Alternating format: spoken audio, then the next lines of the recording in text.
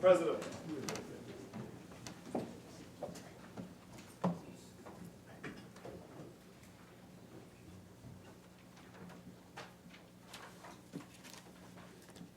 Let us pray. Almighty God, we willingly acknowledge you as the supreme being, most gracious and most merciful. Look down, we beseech you, on us who are members of this Senate, and deign to assist us in the duties that we have to perform on behalf of our beloved country of Trinidad and Tobago. Open our eyes to see the truth, and help us to accept it with all its implications into our lives. Direct us, O Lord, in our deliberations, so that setting aside private interests, unwholesome prejudices, and personal affections, we may treat all matters set before us with honesty, courage, and conviction. Through all we say and do in this Senate, may we give glory and honor to your holy name, inspire confidence in our fellow citizens, and make a positive contribution to the peace and prosperity of our nation. Amen.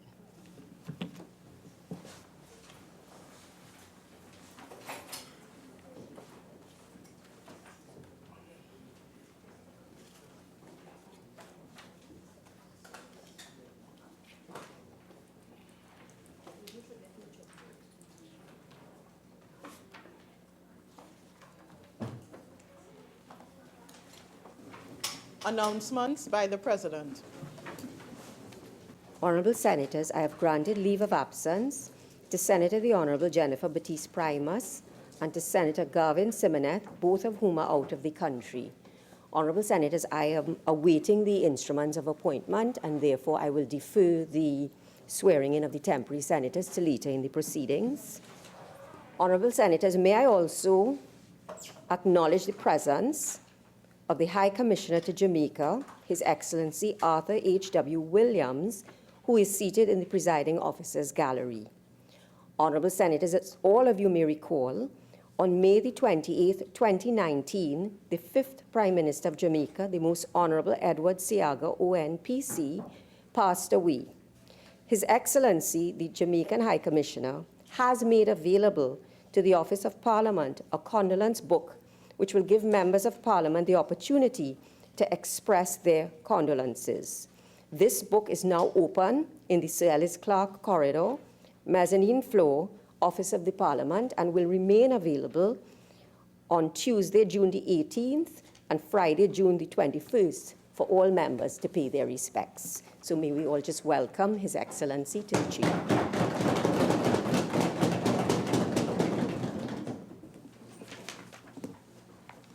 Bills brought from the House of Representatives, as listed on the supplemental order paper, the miscellaneous provisions, tax amnesty, pensions, freedom of information, national insurance, central bank, companies and non-profit organizations Bill 2019. In the name of the Minister of Finance. Leader of Government Business. Madam President, in accordance with Standing Order 621B, I beg to move that the next stage of the bill be taken later in the proceedings. Honourable Senators, the question is that the next stage of the bill be taken later in the proceedings. Those in favour say aye. Aye. Those against say no. The ayes have it. The next stage of the bill will be taken later in the proceedings. Papers. Minister of Works and Transport. Madam President, I have the honor to lay on the table the following papers listed on the order paper in the name of the Minister of Works and Transport. The ministerial response of the Ministry of Works and Transport to the 6th report of the Joint Select Committee on Land and Physical Infrastructure on an inquiry into the establishment of systems for the maintenance of drainage and roadways. Thank you. Senator Thompson-Aye. President, I have the honor to lay on the table the following papers listed on the order paper in my name. The delegation report on the Equality and Justice Forum for the Commonwealth Parliamentarians, Cape Town, South Africa, February 18 to 20th, 2019. Minister in the Ministry of Finance. Thank you, Madam President. Madam President, I have the honor to lay on the table the following papers as listed on the order paper in the name of the Minister of Finance. The annual patent and consolidated audited financial statements of Point Lisas Industrial Port Development Corporation Limited, PLIBDECO, for the financial year ended December 31st, 2018. and the ministerial response of the Ministry of Finance to the 9th report of the Joint Select Committee on Social Services and Public Administration on an inquiry into the state of contract employment in the public service. Thank you, Madam President. Leader of Government Business. Madam President, I have the honor to lay on the table the following papers as listed in the supplemental order paper in the name of the Minister of Public Utilities. The ministerial response of the Ministry of Public Utilities to the 5th report of the Joint Select Committee on Finance and Legal Affairs on a critical assessment of the wastewater management policies and initiatives of the state, with special focus on solid waste. Government Business. Madam President, I have the honor to lay on the table the following papers as listed on the order paper and supplemental order paper in the name of the Minister of Education, the Minister of Public Administration, and the Minister of Labour, Small and Enterprises Development. The ministerial response of the Ministry of Education to the 8th report of the Joint Select Committee on Social and Public Administration on the first follow-up inquiry into the current level of violence among students in schools, with particular focus on physical and cyberbullying. The ministerial response of the Ministry of Public Administration on the 9th report of the Joint Select Committee on Social Services and Public Administration on an inquiry into the state of contract employment in the public service. The ministerial response of the Ministry of Labour and Small Enterprises Development to the 9th report of the Joint Select Committee on Social Services and Public Administration on an inquiry into the state of contract employment in the public service. Urgent questions. Senator Mark. Thank you, Madam President. To the Minister of National Security, in light of the failure of government to make salary payments to staff at the Immigration Detention Center, can the Minister indicate what is being done to address this issue? Minister of National Security. Thank you very much, Madam Speaker. Madam Speaker, the Director of Finance and Accounts looked into this matter yesterday, and all arrangements are being made to have these salaries paid today. Instructions have been given to do all that can be done to ensure or to prevent this from reoccurring. It appears as though, unfortunately, the paperwork for those who are on contract and short-term employees was not done with sufficient time, so instructions have been given to make sure and have this done with at least 1 week space in between so that payments in the future can be made on time. I take the opportunity to apologize to those workers at the Immigration Detention Center who were affected. Mark. Can the Honourable Minister indicate to this Honourable Senate how many workers were involved, both permanent and contract? Minister. Madam President, the permanent workers would not have been affected. Unfortunately, throughout the public service, what happens is contract workers, and more particularly short-term employees, are paid after the permanent staff and public servants are paid. So this is what occurred on this occasion, and I don't have the numbers as to how many would have been on short-term contracts. What I've also asked the Permanent Secretary to do is to look at, they were doing an exercise, an HR exercise to hire persons into contract positions. Once that is completed, the short-term persons should no longer exist, I hope, and this would not reoccur in the future. The Mark. Can the Minister indicate whether the basis for this particular development has to do with a cash flow problem affecting the government of Trinidad and Tobago that has resulted in this development? Can you share with this Honourable House if it is a cash flow problem? Senator Mark, I won't allow that question. Next question, Senator Mark. To the Minister of National Security, in light of the introduction of a visa regime for visitors from Venezuela, can the Minister inform the Senate whether additional resources will be provided to the embassy in Venezuela to process applications? Minister of National Security. Madam President. Madam President, I have been in discussions with the Minister of Foreign and CARICOM Affairs as to how this would be carried out from our embassy in Caracas, which is currently staffed. It is not necessarily additional resources.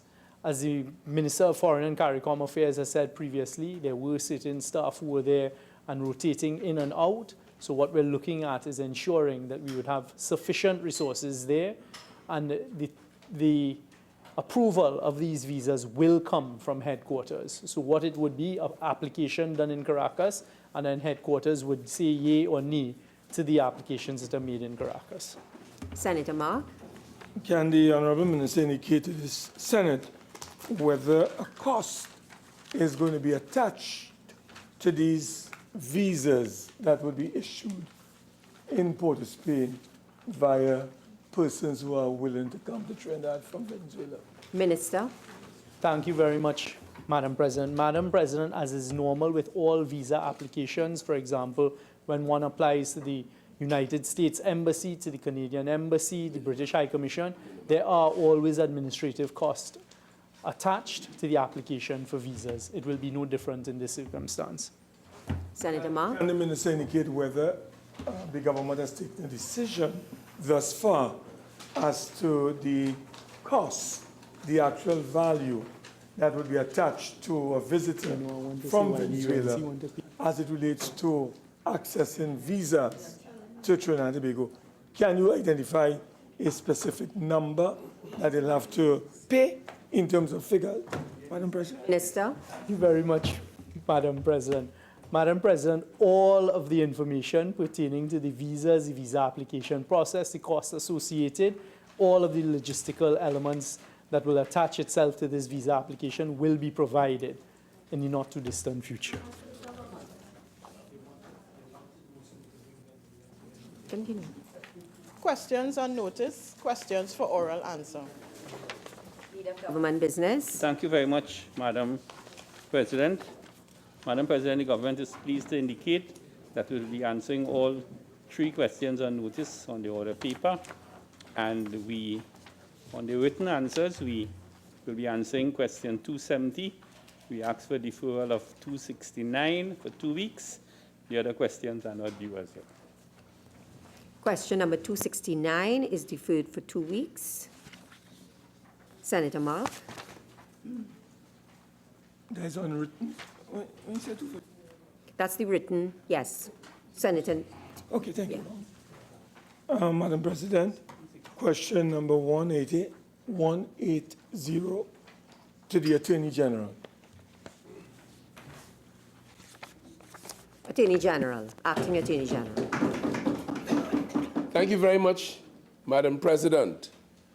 Madam President, the report that the fraud squad of the Trinidad and Tobago Police Service has expanded the investigation of certain specific matters at the Registrar General's office to include marriage certificates, land titles, is completely erroneous.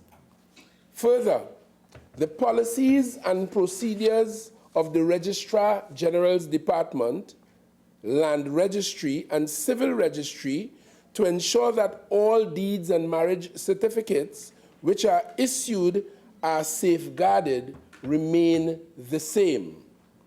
Further still, Madam President, the government will soon ensure that electronic payments for all services at the Registrar General's office become available to all members of the public. And very shortly, persons will be able to apply online, providing their IDs, paying online, and these services will be mailed out. This is going to apply across the board as the Ministry of the Attorney General and Legal Affairs continue to increase the security arrangements around every aspect of the Registrar General's department? I thank you, Madam President. Senator Mark.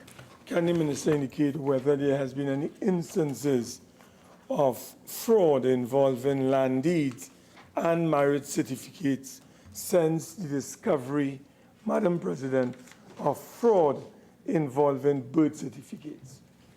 No, Senator Mark, I won't allow that question. Next question.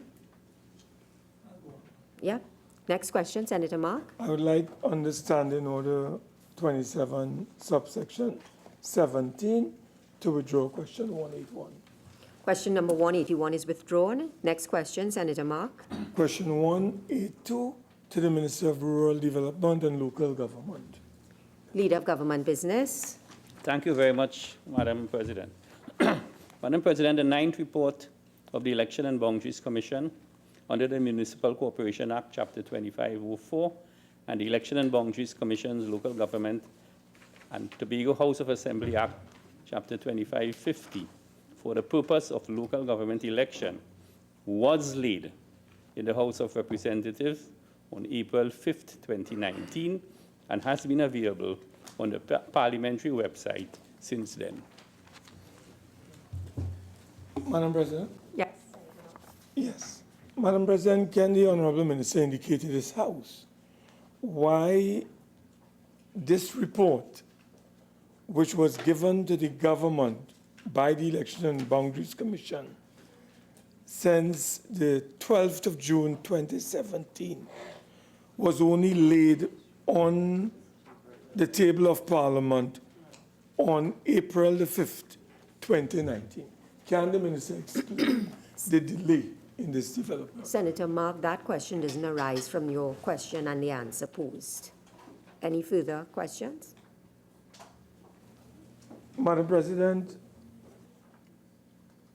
can the Minister indicate whether there was any attempt by the government to deny the Parliament access to a very important report that dealt with local government elections and municipal corporation elections by not making that report immediately available to the Parliament? Senator Mark, I will not allow that question. Madam President, can the Minister indicate to the Parliament, through you, whether such delays that, as we have witnessed, would be addressed in some amendment to ROPA, that is the Representation of the People Act, to ensure, Madam President, when a report is submitted by the EBC, it is promptly laid in the Parliament? Can the Minister indicate whether the government is intent on amending ROPA in order to address this obvious and manifest deficiency? Senator Mark, that question does not arise. So, honourable senators, with your leave, may I return to item 2 on the order paper? I am in receipt of the instruments. The Constitution of the Republic of Trinidad and Tobago, by Her Excellency Paula May Weeks, ORTT, President of the Republic of Trinidad and Tobago and Commander-in-Chief of the Armed Forces, to Mr. Wayne A.M. Innes. Whereas Senator the Honourable Jennifer Baptiste Primus is incapable of performing her duties as a senator by reason of her absence from Trinidad and Tobago. Now, therefore, I, Paula May Weeks, President as aforesaid, acting in accordance with the advice of the Prime Minister, in exercise of the power vested in me by Section 44(1)(a) and Section 44(4)(a) of the Constitution of the Republic of Trinidad and Tobago, do hereby appoint you, Wayne A.M. Innes, to be a member of the Senate temporarily, with effect from the 17th of June 2019, and continuing during the absence from Trinidad and Tobago of the said Senator the Honourable Jennifer Baptiste Primus. Given under my hand and the seal of the President of the Republic of Trinidad and Tobago, at the office of the President St. Anne's this 17th day of June 2019. To Mr. Harvey Boris, whereas Senator Garvin Simonet is incapable of performing his duties as a senator by reason of his absence from Trinidad and Tobago, now therefore I, Paula May Weeks, President as aforesaid, acting in accordance with the advice of the Prime Minister, in exercise of the power vested in me by Section 44(1)(a) and Section 44(4)(a) of the Constitution of the Republic of Trinidad and Tobago, do hereby appoint you, Harvey Boris, to be a member of the Senate temporarily, with effect from the 17th of June 2019, and continuing during the absence from Trinidad and Tobago of the said Senator Garvin Simonet. Given under my hand and the seal of the President of the Republic of Trinidad and Tobago at the office of the President St. Anne's this 17th day of June 2019. Honourable Senators, senators are required to take the oath.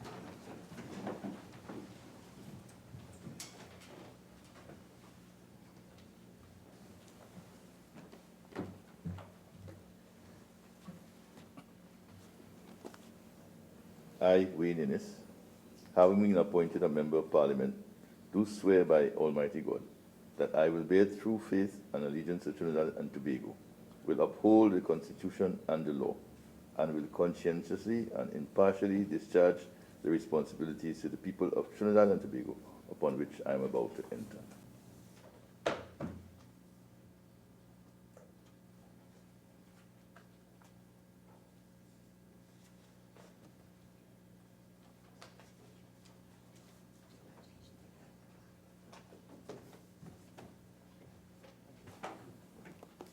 I, Harvey Boris, having been appointed Member of Parliament, do hereby swear by Almighty God that I will bear true faith and allegiance to Trinidad and Tobago, and will uphold the Constitution and the law, and will conscientiously and impartially discharge the responsibility to the people of Trinidad and Tobago upon which I am about to enter.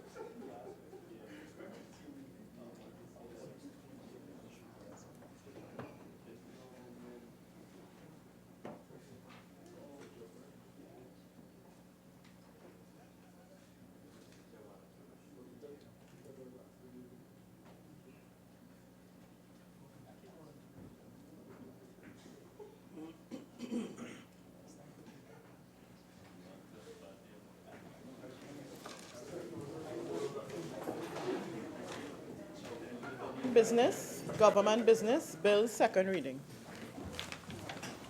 Minister of Finance.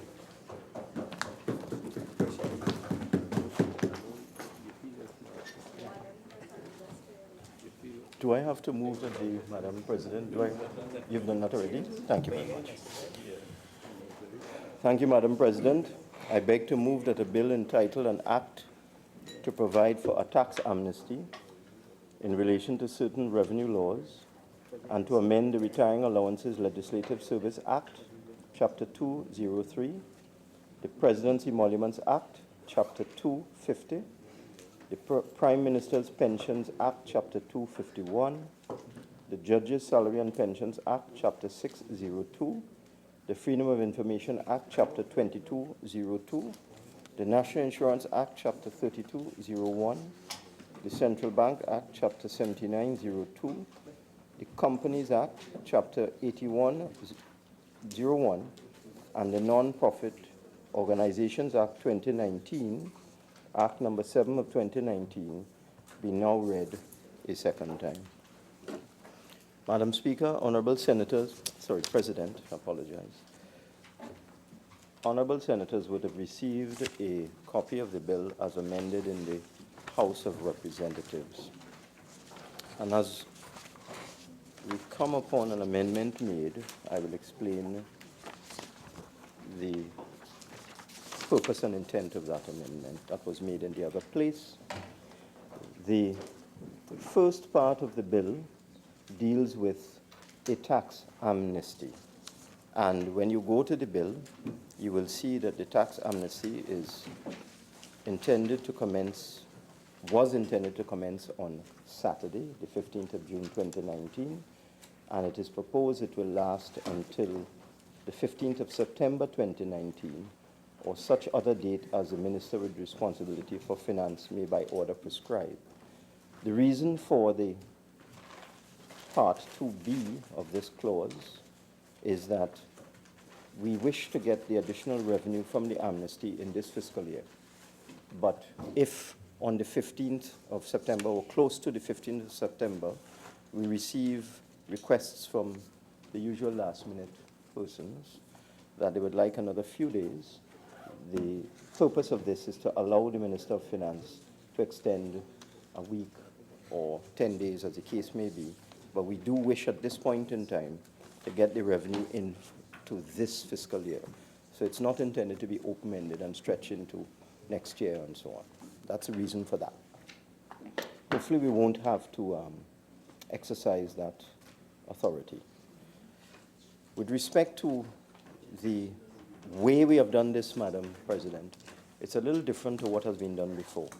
In previous amnesties, including the one that I tabled in the Parliament in 2016, I think that was in the Finance Act of 2016, Act number 2, I believe. What we had done was done it in longhand, for want of a better term. And we had spelled out every single type of tax and so on. What the Chief Parliamentary Counsel has come up with this time, and I think it's quite relevant, is that we have listed all of the revenue laws in the schedule. That was one of the items that was amended in the other place. And the intention is that every form of taxation where penalties and interest are due and payable because of late payment or non-payment, as the case may be, we are waiving those penalties and interest on those particular taxes. So we've tried to capture all of them that are relevant, and I think we have. If I jump to the schedule, what I would see is that the revenue laws that will be impacted upon by this amendment would be the Registration of Clubs Act, the Income Tax Act, the Corporation Tax Act, the Unemployment Levy Act, the Petroleum Taxes Act, the Health Surcharge Act, the Value Added Tax Act, the Stamp Duty Act, Section 54 of the Property Tax Act, and let me just pause here. That is a section which maintained and continued liabilities due under the old Land and Building Taxes Act, which was repealed in 2009. If you go to Section 54 of the Property Tax Act, what you will see is that all land and building taxes that were due and payable upon the repeal of the Land and Building Taxes Act then, 10 years ago, are still due and payable. And you have some persons who did not pay their land and building taxes for whatever reason, and now wish to transfer title, and the mortgage institutions insist that before title is transferred, before conveyance takes place, that all taxes, levies, charges, and so on property be paid up, fully paid up. And this would apply to things like WASA rates, and so on. So that you find there are quite a number of persons who may not have paid their land and building taxes in 2009. There could be two reasons. One, they thought that they no longer had to pay them because the act was repealed, or for another reason, they just didn't do it at the particular time. So 10 years later, these outstanding land and building taxes would have attracted a considerable liability in terms of penalties and interest. So Section 54 of the Property Tax Act is included here, and any interest and penalties that would apply to outstanding land and building taxes would now be waived. Parts 9, 11, 13, 14, and 15 of the Miscellaneous Taxes Act relate to special taxes such as the Green Fund Levy, the hotel tax, the insurance premium tax, and so on. And then we also bring in the Tourism Development Act. If I go back to the front now, we have defined for the purpose of this bill that a tax includes a levy. So wherever the word tax exists, it also means levy, which would mean it will apply to business levy and apply to the green fund levy. So that we think we have captured everything. I don't think there's, yeah, sure. Now, I saw that the date for the amnesty will kick in on the 15th of June 2019, which has gone. Will the bill be amended so that this few days that has passed, whether or not it will be given back to the persons who would like to claim a benefit under the tax amnesty? The date is retrospective, Madam President. It's well known that if you're providing a benefit, which this is, you don't require a special majority. I know I'm going to explain. You asked a question, Madam President. I don't know what the problem is. He asked a question, he doesn't want me to answer it. So that when you provide a benefit, it can be retrospective. So the actual amnesty began on Saturday, the 15th of June. What the Inland Revenue has done, and this was the part I was going to tell you if you hadn't tried to stop me. The Inland Revenue, recognizing that we may not have completed this process by the 15th of June, because the original intention was that this bill be debated last Monday, and therefore it would have been all settled through the Senate, and we'd have had whatever amendments may have come from the Senate sorted out on Friday, the 14th. So it would have meant that the 15th would have been completely in line with what was in the legislation. So the Inland Revenue Division came to me last week and said they have decided, because they're getting a lot of requests from persons who wish to pay their outstanding taxes. This always happens in an amnesty period. And they made a decision, this is the board, on its own, without asking me to intervene, that they will exercise their administrative powers, and that from today they will begin to accept outstanding taxes from persons who may not have paid. And we expect that by Friday, this bill will be assented to by the President, but the amnesty is in effect administratively since Saturday, the 15th of June. Okay? All right. Now, moving along, we had a little debate. You will see that we have amended the clause 2.2. You see we've added in the words prior to or. Originally, the bill as originally drafted would only have waived penalties and interest for persons who paid their tax during the amnesty period. Now, we had a little debate about that because there was a point of view on one side that if a person is outside the amnesty, in other words, they paid their tax last year, but they paid it late, and penalties and interest are accruing on that tax, should they get the advantage of the amnesty or not? But when we went back and looked at it from a historical perspective, this is what we did in 2016 and this is what we did in 2015. So then came down to what was the right thing to do. So you have a person who has not paid their taxes getting the benefit of waiver of penalties and interest, and a person who did pay their taxes not getting the benefit of. So we thought the right thing to do was to include a waiver of penalties and interest for people who had complied, partially complied, and paid their taxes. So that is why we added in the words prior to or during. So it means that anything that was due and payable as of the 15th of June in terms of penalties and interest is now waived. With respect to 2B, we needed also to do some clarification on exactly what we're talking about because we don't want any ambiguity. So if you look at 2B, 2C in particular, let's look at 2C. You will see all other penalties due and payable on or in respect of any tax or outstanding tax or interest. So we don't want any clever person to interpret this law to say, well, outstanding tax and tax are different. Yes, Senator Harker. Minister, just seeking clarification to Madam President regarding the persons where the tax is paid prior to. Is it that the benefit, well, the rebate will be given as a carry forward on a carry forward basis? So, for example, if they pay the taxes, let's say, in May, and they would have incurred a penalty in May, would that penalty rebate be given to them when they pay the taxes going forward?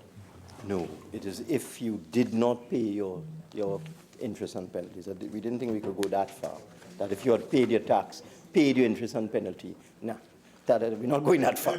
That would be stretching it. That would be really pushing it. Okay, so, any questions members may have, and we have the Minister and the Ministry of Finance will also be speaking, so any questions you all have on which taxes will be applicable, what penalties and interest, we can deal with this during the debate, okay? So I think it's quite clear that we have covered everything, and if you go to 3, you will see, this is 2.3, for the avoidance of doubt, the waiver under this section shall not affect any liability to tax due and payable by a person. So we are not going to waive tax. We simply waive in penalties and interest. In other words, we want to make it crystal clear that you don't get a waiver on tax that you owe. What you get a waiver on is penalties and interest. Okay? And again, to answer your question, Senator Obika, if you look at 2.3b, it will not apply to any interest and penalties paid prior to the 15th of June, 2019. Okay? And we also are waiving penalties with respect to persons who have not submitted returns, because penalties are imposed on all sorts of things, on tax that is owed and on returns that have not been filed. So there is a penalty for not filing a return. And now that penalty will be waived during this amnesty period, 15 June to 15 September. So I think it's all quite straightforward. It's all self-explanatory, but we are here to answer any queries that any members may have. Let me move on now to the next item, and the next clauses 3, 4, 5, and 6 are similar. So let me deal with them in their totality. At the present time, Madam President, there are a number of retired judges, a number of retired legislators who are receiving an extremely small pension. I am aware of a former UNC minister who went out in the 2001 period, whose pension at this time cannot cover the medical bills of himself and his wife. And that particular UNC minister has approached the former administration and approached us for redress.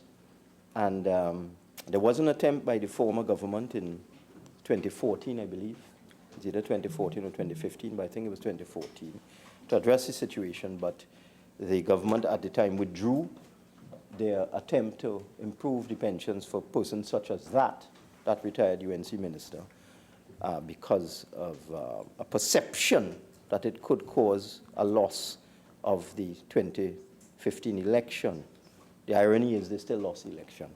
So we could have been spared a lot of headache if that amendments could have been made, but we could have been spared a lot of headache if that had been passed at that time. But we are here now. We are here now. And as I said, I am aware of a former UNC minister whose pension is less than $10,000 a month, whose medical bills are more than $10,000 a month, that of his spouse. And he is reduced to penury. And in fact, he approached the government, this administration, to allow him access to a HDC house because he has to sell his house to pay his medical bills for himself and his spouse. And this is someone who served in this parliament for 20 years, Madam Speaker. We also have a former PNM minister who went out in 1995 after serving 2 terms and therefore did not qualify for any large pension. And let me explain all of this. The amounts that people get for pension vary. It's not fixed. It's dependent on the number of years that you have served. So that if you serve for 5 years, and we made this amendment for Senator Mark, in the last time we amended this, Senator Mark had approached us to make the amendment. We were in government did then, and we did. And we made an adjustment so that if you serve for 5 years, you get 1/6 of your salary. Prior to that, there was an anomaly, and certain persons, what can happen with these things, Madam President? You could miss it by a day, you know. Yeah. You could miss it by 3 days. you know, the 5 years, the 8 years, the 10 years, the 11 years, the 15 years. You can miss it by a day. So that we made an adjustment on a previous occasion to assist a particular individual. But there's a particular P&M minister who just served 2 terms, and that person is bedridden. Their pension would be somewhere in the vicinity of $4,500 or $5,000 a month, and the person cannot take care of themselves. And it is somebody who served this country faithfully and well as a cabinet minister for 2 terms. And this person will benefit from the amendments that we are about to make. I'm also aware of a former Chief Justice who gets a pension of just around $10,000 a month. And again, medical bills and other commitments make it very, very difficult for that particular individual to enjoy his life in retirement. This is someone who served, again, faithfully and well as a Chief Justice. I have recounted a story in the other place, and I'll recount it here, that when I was elected first as the Member of Parliament for Diego Martin Northeast, I encountered a retired judge living in my constituency, and there are many of them living in my constituency. I encountered a retired judge whose pension at that time was somewhere between $2,000 and $3,000 a month. He could not afford to maintain his house. He was living in poverty, and he died in poverty. That was in the year 1992, Madam Speaker. And there are many, many other stories. You have several persons who were in the 1981 cabinet who are not well, who have suffered debilitating strokes and other severe illnesses, Madam Speaker, whose pension is a pittance. It is, in fact, what we do every time we adjust the minimum pension, the old age pension, and the public servants' pension, we also adjust legislators' pension to the senior citizens' pension of $4,500. So you have several retired persons from the 1981 Parliament who are getting at most $4,500 a month as a pension in 2019, Madam Speaker. And there are many other retired judges. There are many of them who retired years ago, whose pension just simply cannot maintain just their medical bills alone. So that we think it is time to deal with this matter on principle. And let me give you some examples of this P&M administration, Madam President. This P&M administration has addressed a number of matters on principle, regardless of the personalities involved. For example, we have agreed to the appointment of a commissioner of police who was a former UNC minister, because we thought that person was the best person for the job. We have appointed a former UNC minister to be chairman of the National Carnival Commission, because we felt that person was the best person for the job. I, as Minister of Finance, left a former Attorney General of the NAR as the chairman of the First Citizens Bank that reports to me as Minister of Finance, a person I contested election against in 1991, Madam Speaker, a former NAR Attorney General. I met him as chairman of FCB.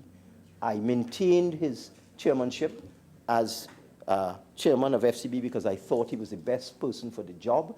And we recently renewed his chairmanship as chairman of FCB. This is a former NAR Attorney General who contested elections against me in 1991. Those are 3 examples I'm giving, Madam President, to demonstrate how we do business over here.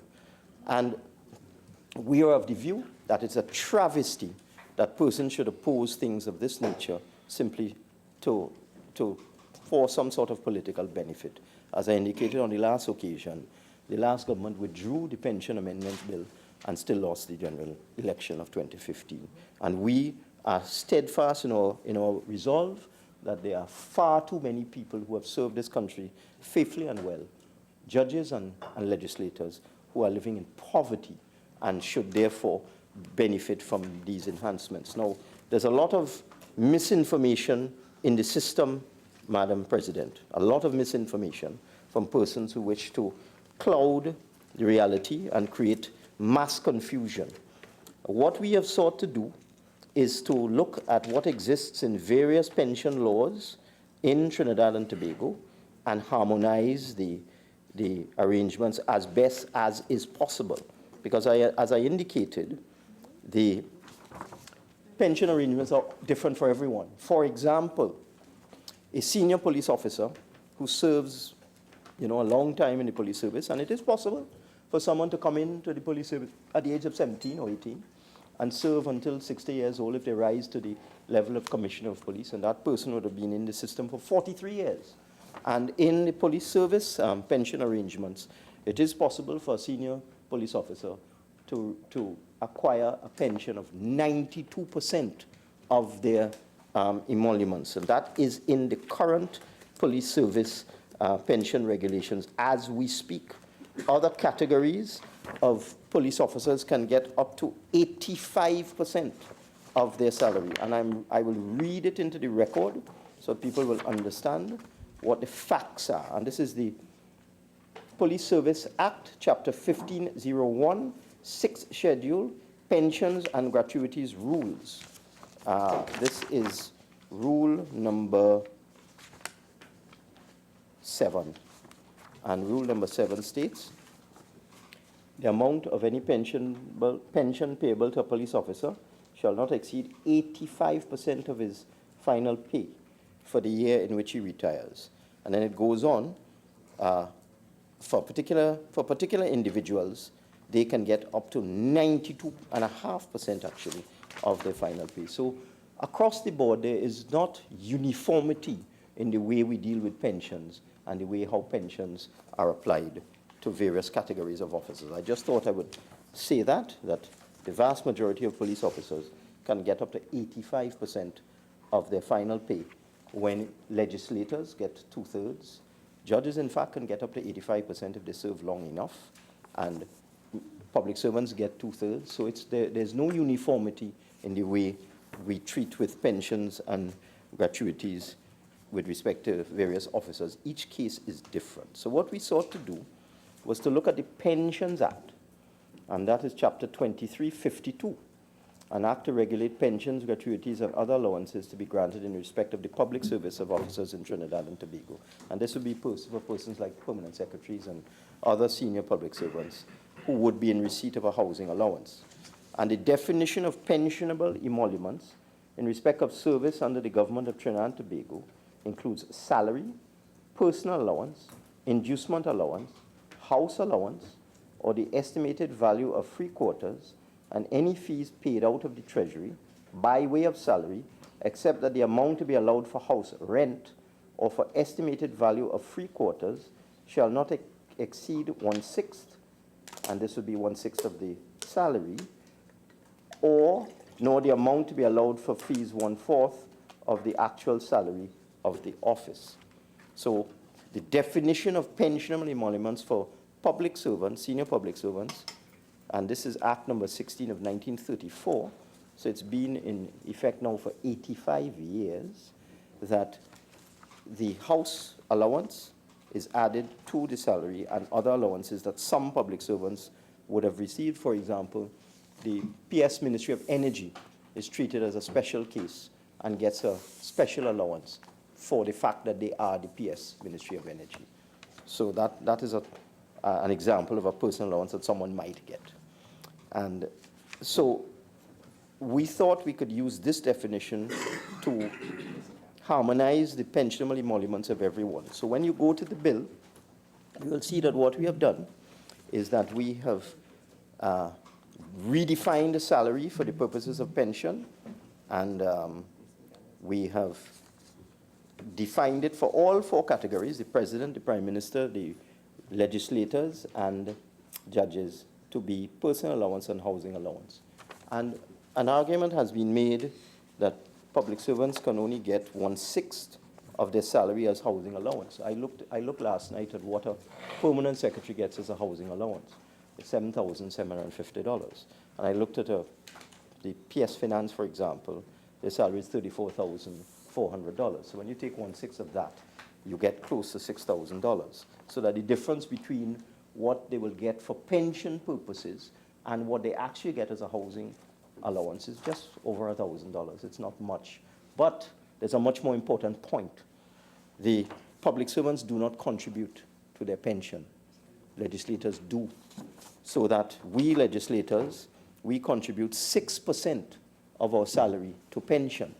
And if you take the period for a legislator to qualify for a full pension, 21 years in aggregate, and you take the value of that 6% over the 21-year period for a permanent secretary, if they were to contribute, if they were asked to contribute the same thing that a legislator contributes, I've worked it out at various return rates, and using a very minuscule return rate of 3% per annum, I get that a permanent secretary, if they had been asked to contribute 6% of their salary, and I've looked at the changes in the permanent secretary's salary over the last 21 years, as it evolved over the years, it went from 20 to 27 to 34, and I've done the calculations, and if a permanent secretary was required to contribute to their pension now, in order to enjoy the full house allowance for purposes of their pension, they would have to contribute $600,000,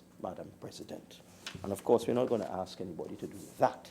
And therefore, if you're looking at parity, you have legislators who contribute 6% of their salary, and therefore we felt that it was not unreasonable that a legislator's full housing allowance be added to the salary for the purposes of pension, because the public servant, although he's limited to 1/6 of his salary, in terms of the addition of the housing allowance, does not contribute to his pension. And if you use other interest rates, such as 5%, it goes up to $800,000.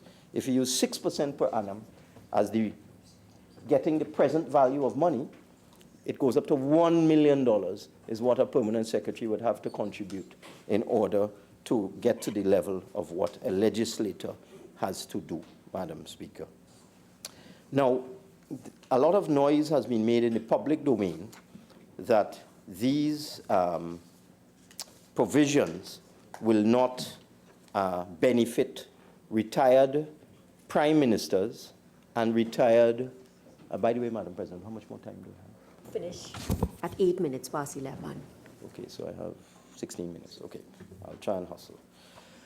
A lot of confusion has been made about some allegation that these amendments will not benefit retired judges and retired prime ministers who took an option of a reduced pension and a lump sum.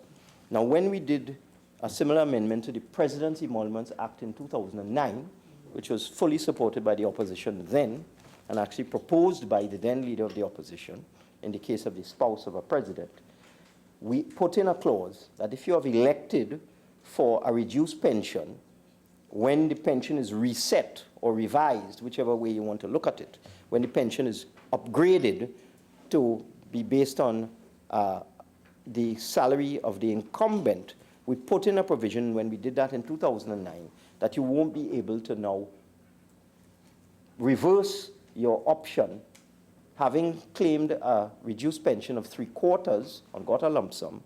When the pension is reset and revised upwards, you wouldn't now be able to revert and say, look, I want 100% of the revised pension, because you've already decided to take 75% plus gratuity. So an amendment was made at that time that you can't exercise your option twice, because in the President's Emoluments Act and in the Judges' Pension Act and in the Prime Minister's Pension Act, there is an option that's not available to legislators, that you can get a reduced pension of 3/4 of the full amount plus a gratuity.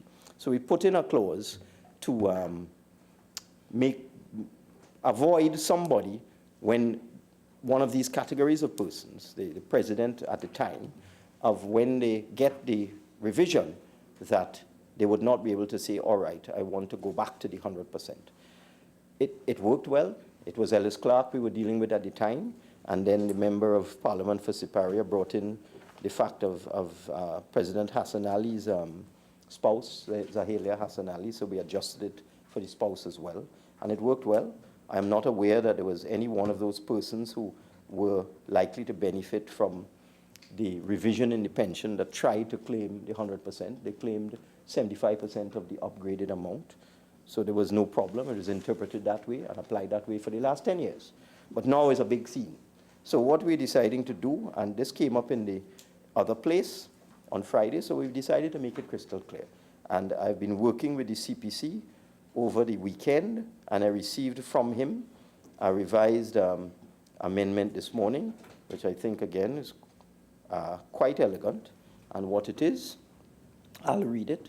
The clause will read like this, and I'm dealing specifically with the one with Prime Minister. A retired Prime Minister eligible on every 5th anniversary of the date he ceased to be Prime Minister for a revised Prime Minister's pension equivalent to the salary payable to the incumbent on that date, or 3/4 of the salary paid to the incumbent on that date where he has exercised his option under Section 4.2. And what that means, and this will be made for the Judges' Pension Act as well, and the President Pension Act, who are the only persons who have that option. Legislators don't have it. Legislators just get one thing. They're not entitled to ask for a reduced pension and a gratuity. What that will mean is that every time the pension is revised for the President, the Prime Minister, and judges, those who claimed the 3/4 benefit plus the gratuity will now get 3/4 of the revised pension. That would be the salary and allowance of the incumbent. That was the intention in 2009.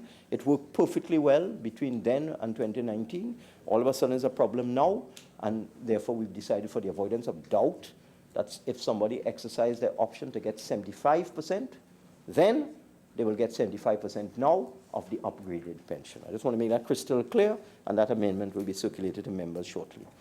But I want to put in a fact. You know, when we were hearing all this complaint about this, I was wondering who on earth were they talking about?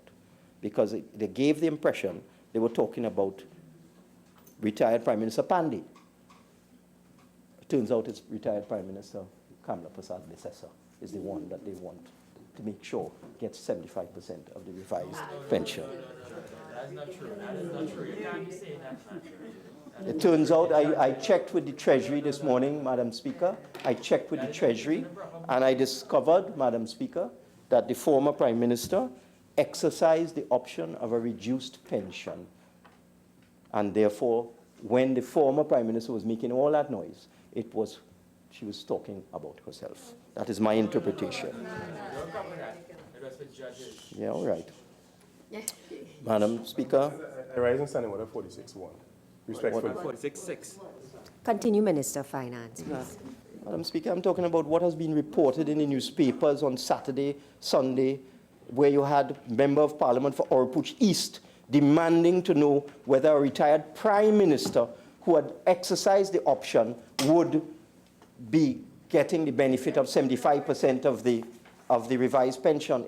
I want to make it crystal clear. There was nothing about judges. It was retired prime ministers. And we had one of them sitting right in front of us who had exercised the option. I just want to make that clear. Standing order 46.6, respectfully, Madam President, please. Minister, continue, please. Thank you, Madam Speaker. All right, I see I have about 10 minutes. Do I have 10 minutes left, Madam President? Thank you very much. Let me move on to the other things. The Freedom of Information Amendment, we adjusted that in the other place to keep the original time at 30 days and the time for the Attorney General to turn a no into a yes. And the MP for Laventille West will clarify that. I will not go there except to say that the entire intention of that is when a statutory authority or public enterprise says, no, you can't get the information, the AG can intervene and turn a no into a yes. So it's all intended to provide more freedom of information, not less. But I won't go into that in any great detail. The other amendment which somehow created confusion was an amendment to the National Insurance Act, where we are now giving the Cabinet the power to exempt persons from the requirement to register with the National Insurance Board for a particular period of time, particular categories of persons for a particular period of time. It's by order. So it hasn't, the actual order has not been published yet. And this is intended to deal with transient workers who may be in Trinidad for a short period of time and would make minimum contributions to national insurance and however, receive maximum benefits, Madam Speaker. Let me just give a few of them.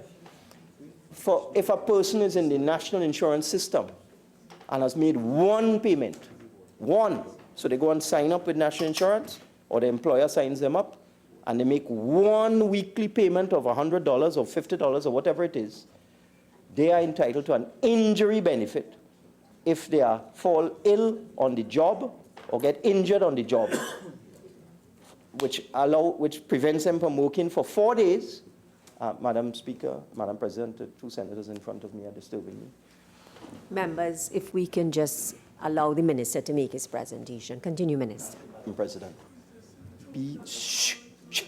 Madam President. Madam President, this is an important point.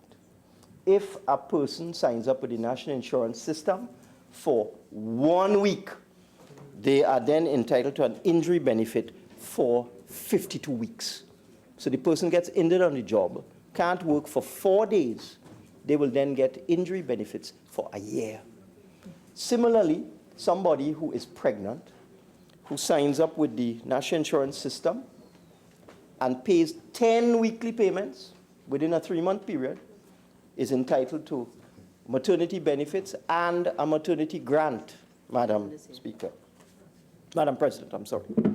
Similarly, somebody who has made 1 payment to the national insurance system of a very small sum of money, $100 or less, is entitled to medical expense benefit of $28,000, Madam President, after making 1 payment of $100 or less, Madam President. So the contributions coming into the national insurance scheme would be a fraction of the outflow from the national insurance scheme in terms of benefits that persons can claim if they're in the system for a very short period of time. In some cases, 1 week, in other cases, 10 weeks. And 10 weeks is nothing. So that we thought that is something that we need to look at very, very carefully and give the Cabinet the power that if a person is transiting through Trinidad and Tobago and is just working in the system for a short period of time, that we wanted to have the ability to exempt that person from the national insurance system because the demand on the system could be so severe, Madam President.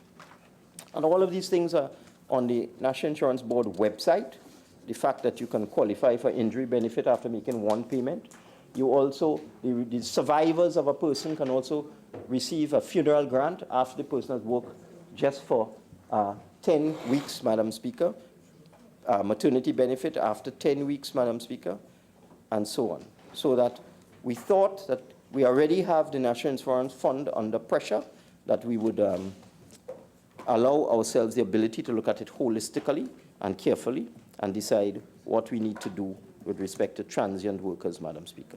And now let me come to another amendment that has, for reasons best known to those who are making the noise about it, has become controversial.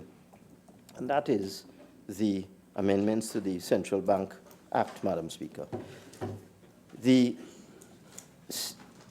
I was asked a question by Senator Tahaka.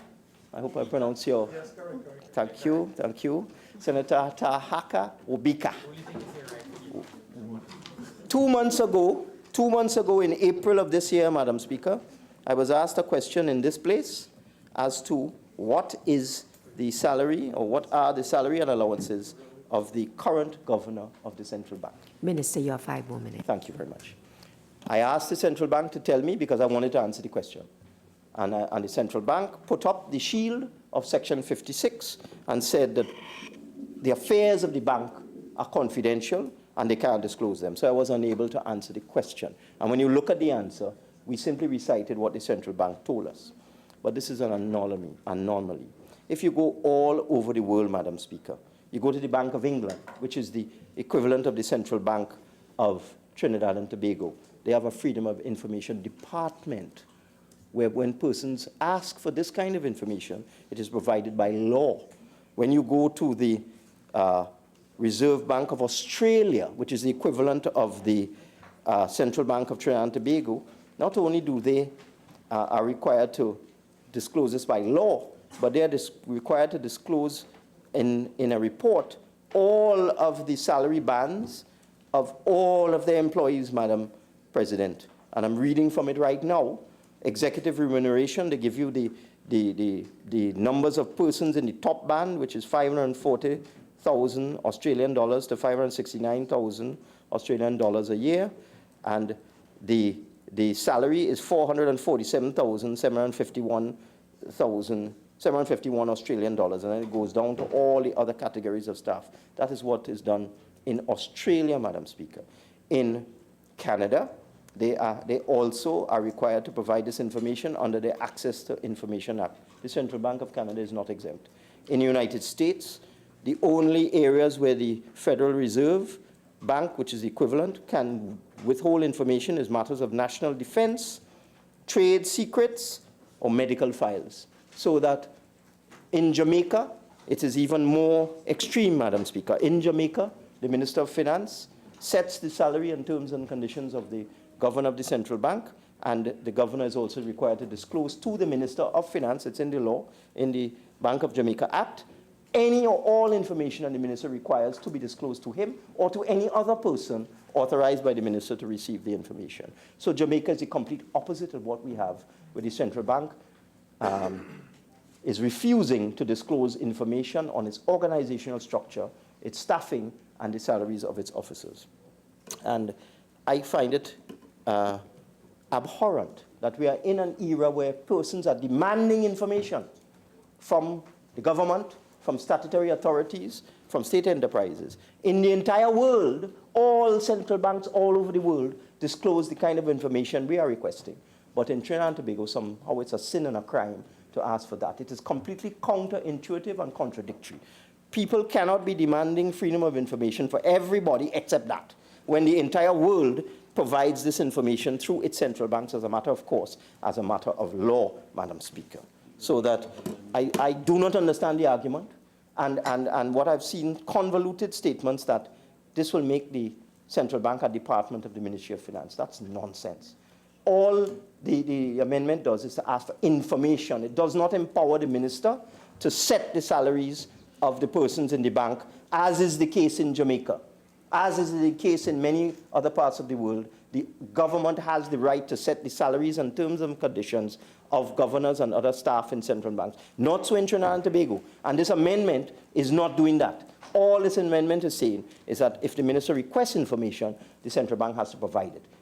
It does nothing for the independence of the bank. It does not make the bank a department of the Ministry of Finance. And I'm really disappointed at the persons, the commentators I've heard saying this, Madam President. So let me move on and finish off now. What we have done is, in the last two clauses of the bill, is that we've extended, or we have allowed the Attorney General, or the Minister of Finance, sorry, in this particular case, to extend the period for imposition of the requirements of the Non-Profit Organizations Act for up to 1 year to give them more breathing space, because this has been controversial matter that these non-profit organizations may not be able to comply. So the minister now has a power to extend the period for compliance for 1 year. And then in the Companies Act, right now there's an amnesty on the filing of annual returns. And again, we've put in a similar provision that amnesty for the filing of annual returns can be extended. All of this is for the benefit of the persons and taxpayers of this country, Madam President. I beg to move. Honourable Senators, I shall now propose the question for debate. The question is that a bill entitled An Act to Provide for a Tax Amnesty in relation to certain revenue laws and to amend the Retiring Allowances Legislative Service Act Chapter 203, the President's Emoluments Act Chapter 250, the Prime Minister's Pensions Act Chapter 251, the Judges' Salaries and Pensions Act Chapter 602, the Freedom of Information Act Chapter 2202, the National Insurance Act, Chapter 3201, the Central Bank Act, Chapter 7902, the Companies Act, Chapter 8101, and the Non-Profit Organizations Act 2019, Act Number 7 of 2019, be now read a second time. Senator Mark. Thank you very much, Madam President. Madam President,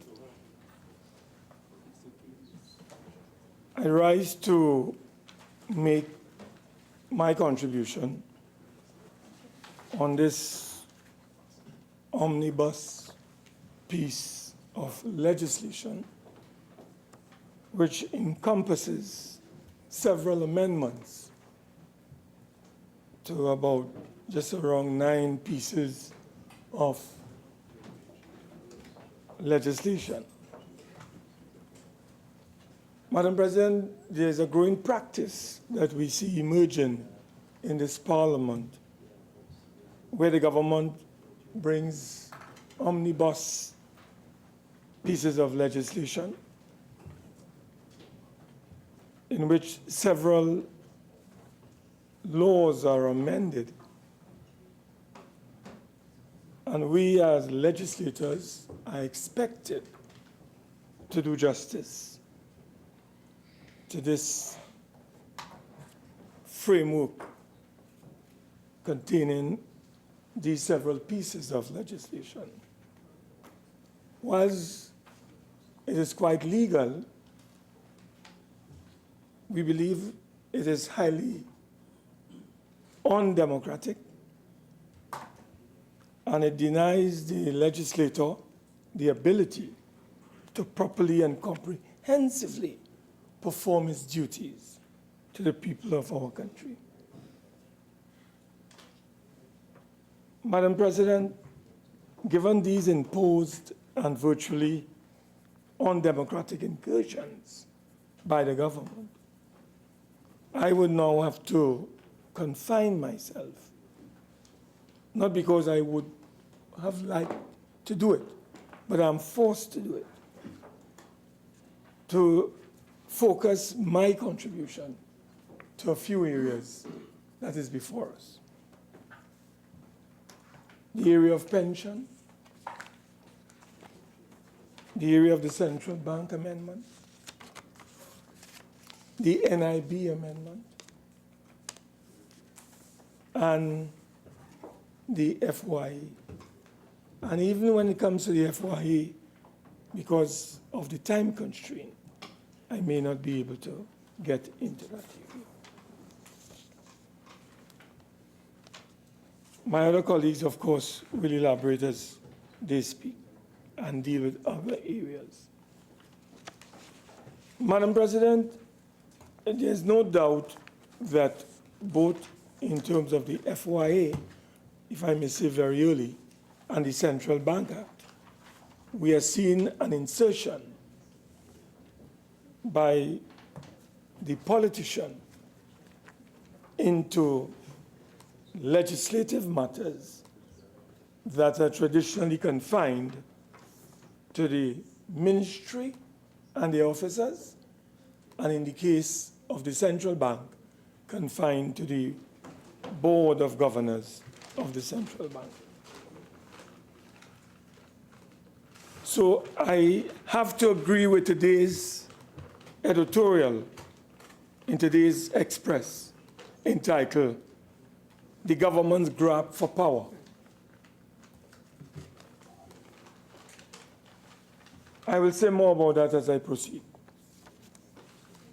Madam President, I would like to look at the matter of pensions. And in looking at the various clauses of the bill, and as you know, we have, I think, clauses 3, if I'm not mistaken. Clauses 3,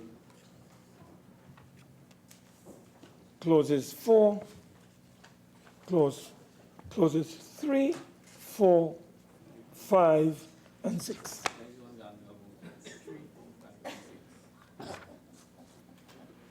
So I would like to confine my initial contribution to those areas that is before us. And in doing so, I would like to look at equity and fairness. I'd like to look at discrimination. I'll look at the constitutionality of these measures. In spite of the hasty amendment on the floor by the minister a short while ago, it does not rectify the inequity involving judges, retired judges that is, as well as former prime ministers. I think it's very offensive for the Minister of Finance to come in this Parliament and accuse a member of the other House of engaging in what he would want to describe as promoting her own personal agenda. I find that very repulsive. I find it very reprehensible and very unkind. And then to come and add insult to injury, he makes reference to me, of all people. Discuss with him some nonsense he mentioned. And that is absolutely untrue. It's untrue. But I didn't intervene at that time because I know I will speak. So I think it's unfair, Madam President. So, Madam President, I will put on the record that the impact of these measures on the population, and as I'm on that, I have done some research, Madam President, and I have not seen nowhere in the Commonwealth 100% of housing allowance or allowances being imputed, right, Madam President, into high top office holders' final pension, whether it is Canada, the United Kingdom, Australia, New Zealand. None. We are dependent on the relic of a colonial piece of legislation called the Pensions Act, when the colonial had their civil servants being transported from there, England, to here, and to give them incentives they formulated in 1934. This particular personal emolument definition to satisfy their colonial workers and officers. But we are taking up this thing lock, stock, and barrel and trying to apply same to Trinidad and Tobago in a modern period, Madam President. Madam President, we would like to indicate from the very outset that the provisions that are contained, and let me declare my hands. I'm a senator, and I've been a senator for over 20 years. Luckily for me, I was a minister. Luckily for me, I was a speaker. And only because of that, Madam President, I qualified to get some pension. You forget about you making changes. You make no changes. That's in law. That is in law, Madam President. I don't depend on the goodwill of any minister, including the Minister of Finance. And I am not subservient to any minister or any prime minister in terms of the government of the current administration. You must obey the president, though. Yeah, I'm obeying the president. I'm not obeying you.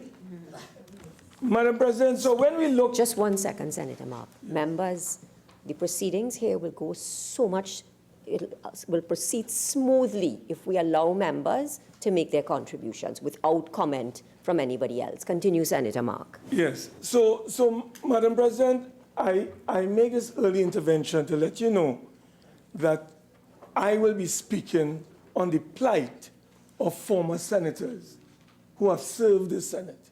So I wanted to declare my hands and my interests as a senator. Madam President, in spite of what the minister has attempted to do, the reality is that retired judges, retired former prime ministers, with whatever amendments that the Honorable Minister has read out, which we have not seen as yet, materially speaking, Madam President, we are back to square one. So what we have, Madam President, is a situation in which the principles, we're talking about principles, right? And the principles governing pensions, Madam President, for President, Prime Minister, Chief Justice, judges, ministers, parliamentarians. If we are going there, Madam President, we must go on the basis of equity and we must go on the basis of fairness. And it cannot be we are introducing legislation for a chosen few, Madam President. This is tantamount to greed, obscene greed, Madam President. We are all committed, Madam President, to ensuring that when somebody retires, they ought to be given a fair pension, not an obscene pension, Madam President, a fair pension, so that they can deal with their needs on a regular basis. And Madam President, what we are seeing today, and I would like to indicate from the very outset, when we amend the term salary, and we include in that new definition, Madam President, housing allowances as well as personal allowances. Madam President, housing allowances, as you know, and this Honorable Senator would know, would be given to ministers of government, both cabinet and non-cabinet, to perform their duties as ministers of government. But when you leave office, Madam President, how can you justify incorporating housing allowances in the computation of your final pension? It does not make sense. I looked at the Commonwealth for examples for this innovation that the Honourable Minister has parachuted into this definition. And maybe the Honourable Minister would advise as we proceed where he was able to extract this from. Madam President. Madam President, the President of our Republic, we are amending the President Pensions Act. I would like the Honourable Minister to indicate to us in his winding up, how are you going to determine, Madam President, a person who is in that office and has, for instance, full housing facilities, is not in receipt of a housing allowance? How are we going to determine, Madam President, whether it's for the President of the Republic, whether it's for the Prime Minister, or whether it's for the Chief Justice? All three office holders do not, at this time as we speak, receive a housing allowance. They are provided, Madam President, as you know, under the law, under the Salaries Review Commission law or reports, with, Madam President, full accommodation and facilities in terms of housing. So the question here that we need to clarify is how can you provide an allowance to someone who is not in receipt? And if you go, Madam President, to the SRC report, there is no provision called housing allowance for $30,000 or $35,000 or $20,000 for the Prime Minister or for the Chief Justice or for the President of the Republic. So we are putting into our legislation a provision that currently does not exist in terms of reports that come before us. And then to compound, Madam President, what I consider to be the madness, you have personal allowances. Madam President, what is this? What is personal allowances? Are we legislating for the future? Does the government know something that we don't know, Madam President? Madam President, you will know that there's a consultancy that has been employed for the last 5 years. They were employed by the SRC to look at all office holders falling under the purview of the SRC. They are supposed to be reporting for some time now. Maybe the minister could tell us, where is that report? And when is that report expected to come here? But outside of that report that is supposed to come, maybe the minister has sight of that report. I'm not saying he has, but maybe he can tell us if he has sight of that report. And that is why the concept of personal allowance has come in. So under salary, we have housing allowances and personal allowances, Madam President. And we are saying, Madam President, what is the basis for that? Madam President, what is even more alarming, as you are aware, you have, for instance, many citizens of this country, whether they be retired public officers, retired police officers, retired teachers, they too are under pressure. Their purchasing power has been eroded. Their small pension cannot keep pace with the rising cost of living. They are ill, they need medical attention. Who is coming to their rescue? But we are passing legislation, or we are proposing that we pass legislation to deal, Madam President, without even a costing. Madam President, it is important for the Minister of Finance to tell this Parliament and the country, Madam President, what will be the cost to the national public purse, to the taxpayers of this country, when this measure is effected.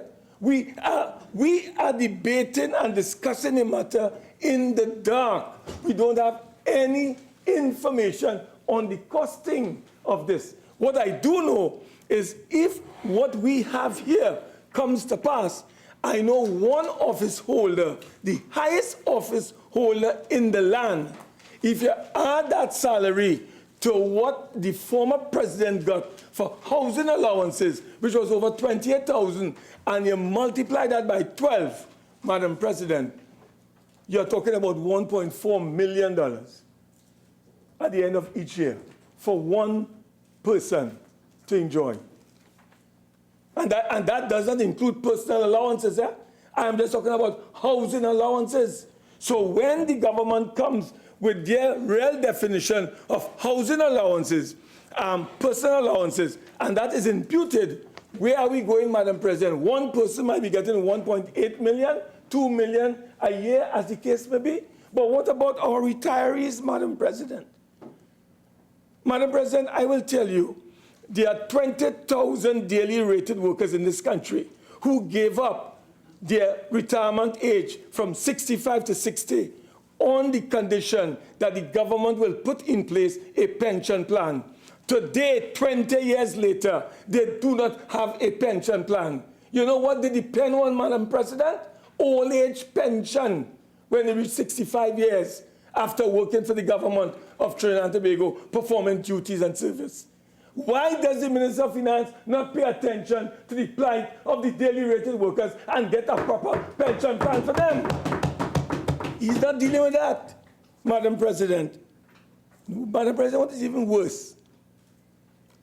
We have the SRC, whether we like it or not. They are enshrined in the Constitution. Should not the government be referring matters like these to the SRC for its consideration?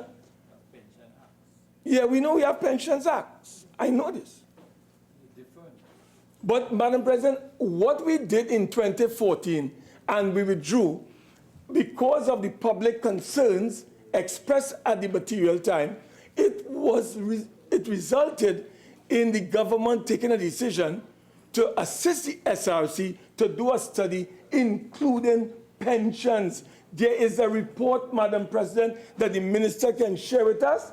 Where is that report right now dealing with pensions and other terms and conditions of service for members that fall under the purview of the SRC?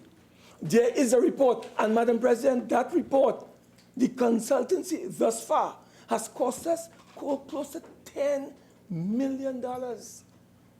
So there's an outstanding report, and whilst we are waiting on this report, Madam President, what do we have? We have the government feathering their own nest. federal in their owners.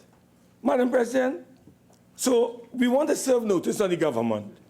We have a series of amendments that we'll be proposing. And we will demonstrate the fallacy and the attempt by the Minister of Finance to get us involved in all kinds of bacchanal by indicating to the Honorable Minister of Finance that the proposals that we have in this legislation to grant all these hefty increases to the President, the Prime Minister, judges, ministers, cabinet and non-ministers, we are proposing in our amendments the deletion of every clause that deals with those people. We are saying the economic conditions in our country at this time do not permit that kind of obscene increases in pensions for any class or category at this time, Madam President. So we want to make that very, very, very clear, Madam President. Madam President, as I said, this is going to have a severe impact, and we don't have the costing. In the United Kingdom, we would have gotten that costing from the Home Secretary or whoever was piloting this particular measure, the Minister of Finance or the Exchequer, Chancellor of the Exchequer. But our Chancellor of the Exchequer here, our local version, is not concerned about costing. Not telling the country what it will cost us. We have to decide, Madam President, and do our own math in order to determine that. Madam President, I ask you, we are talking about judges, retired judges, suffering. We are talking about former parliamentarians suffering. We are talking about former prime ministers who have retired. We are saying that there must be equity and fairness in whatever we are doing. But you know, Madam President, the minister who, in his own way, own style, I have known him for years because I am as old as him in being a member of parliament. So I know him. So he can't try nothing with me. All right, Madam, I withdraw. So I know, Madam President, that it is, why it is the minister has come with a measure in Trinidad and Tobago today. And Madam President, under the Retiring Allowances Act of our country, I have it here. 1969, it came into existence. None of the senators on the independent bench, none on the opposition bench, all non-ministers on the backbenches of the government, none are defined as a legislator. None. So we don't pass laws, we don't make laws, we don't get involved in lawmaking, Madam President. So the minister in the year 2019 bring legislation to improve the conditions of who? The president, the prime minister, judges, ministers of government, cabinet ministers, non-cabinet ministers. But all senators, independent senators, opposition senators, and those senators on that bench here who don't hold portfolio responsibility, the government has taken no decision to amend the legislation to make senators legislators, so that they too should be entitled, Madam President, to pension. What about the Vice President? Madam President, I'm not bringing you into this debate. All I can tell you is that the President of the Senate is the only senator in the schedule that is attached to this. Everybody else is excluded, from the Vice President down to all independent senators, all opposition senators, and every member who does not hold a portfolio. Madam President, how can a government bring legislation to this parliament that is so discriminatory? It is discriminatory, Madam President. Madam President, I want to bring to your attention a situation where former senators, when I came into the Senate, I met her. She lasted 1 year. after she left, Louise Horn. She served in the first Republican Senate, this Parliament, the second and the third. 15 years. You know where she is today? In an old age home in Arima, Madam President. Senator Mark, please. I would ask members, you can raise a matter but not call the names out of the respect for persons, okay? Well. No. Yeah. All right. I understand the point, but I think it's important to indicate to the Honorable Senate, those people, I'm not going to dramatize it, but I understand the point you're making. I'm talking about Professor Ramesh Diosaran. Yes, they are not members of this House. I have a right to call them. Senator Mark, you can call the names. I'm just advising you out of courtesy to persons who are not in the House. The minister called one name, if I am not mistaken, which was in the public domain already. I'm asking you to just respect persons and just, you could talk about the situation without calling the names. Madam President, all I'm saying that there are several retired or persons who served in the Senate, several of them, who, to my mind, ought to qualify, ought to be entitled. And I was just giving an idea, Madam President, of some of them who have served this Honorable Senate for several years. And if I don't call their name, how would people know who I'm talking about? Why do they have to know? Yeah, not you. I'm talking about the public. We don't care about you. You're going out.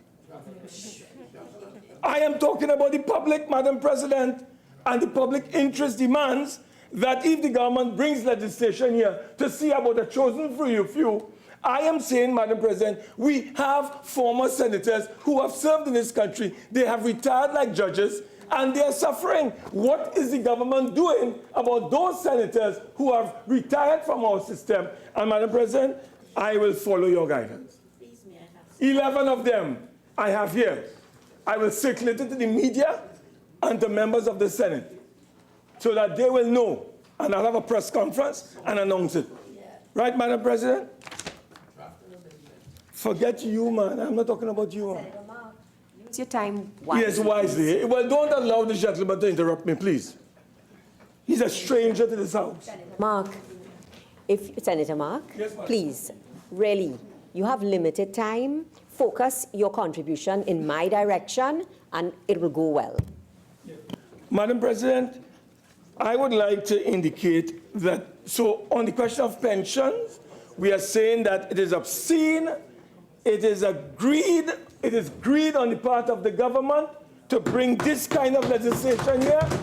We are saying, Madam President, we are moving amendments to delete all those provisions because we believe they are totally absurd and they are unnecessary this time. Madam President, I know that my time is limited.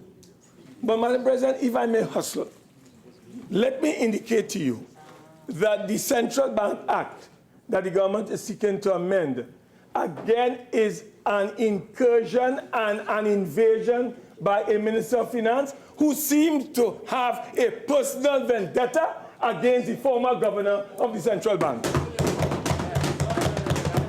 I will call this amendment the Jawala Rambarat Amendment. Rambaran, Point of order. 46-6. Senator Mark, please desist and please continue with your presentation. Madam President, I can only refer to the Express of Sunday, the 16th of June, 2019. Jawala wants millions, Imbert wants information. That is in the public domain, Madam President. So what's coming out here denying? Point of order, Madam President. 48-6. I said in my contribution, this amendment was prompted by a question posed to me by Senator Obika about the salary of the present governor, not the previous one.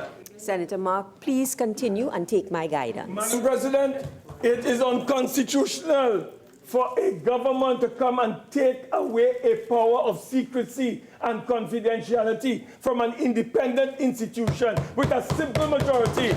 This will be tested in the court of Trinidad and Tobago. You cannot invade, Madam President, the independence, the operational independence. And I want to tell you, Madam President, there's something called the data protection legislation of this country. Data protection, personal privacy in terms of data and information. You cannot just demand information. The Minister of Finance is out of place. He wants information on what? Madam President, let him go to the court and argue his matter, not to interfere with the central bank. Senator Mark, your language, you're becoming a little agitated. I would ask you, no,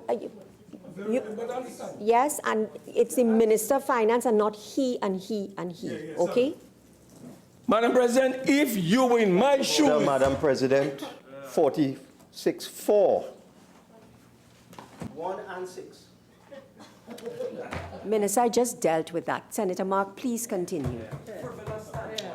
Madam President, if you were standing where I am standing today, you would be extremely angry with what this government is doing here. The masses are angry, Madam President. Right, Senator Mark, please, you have limited time.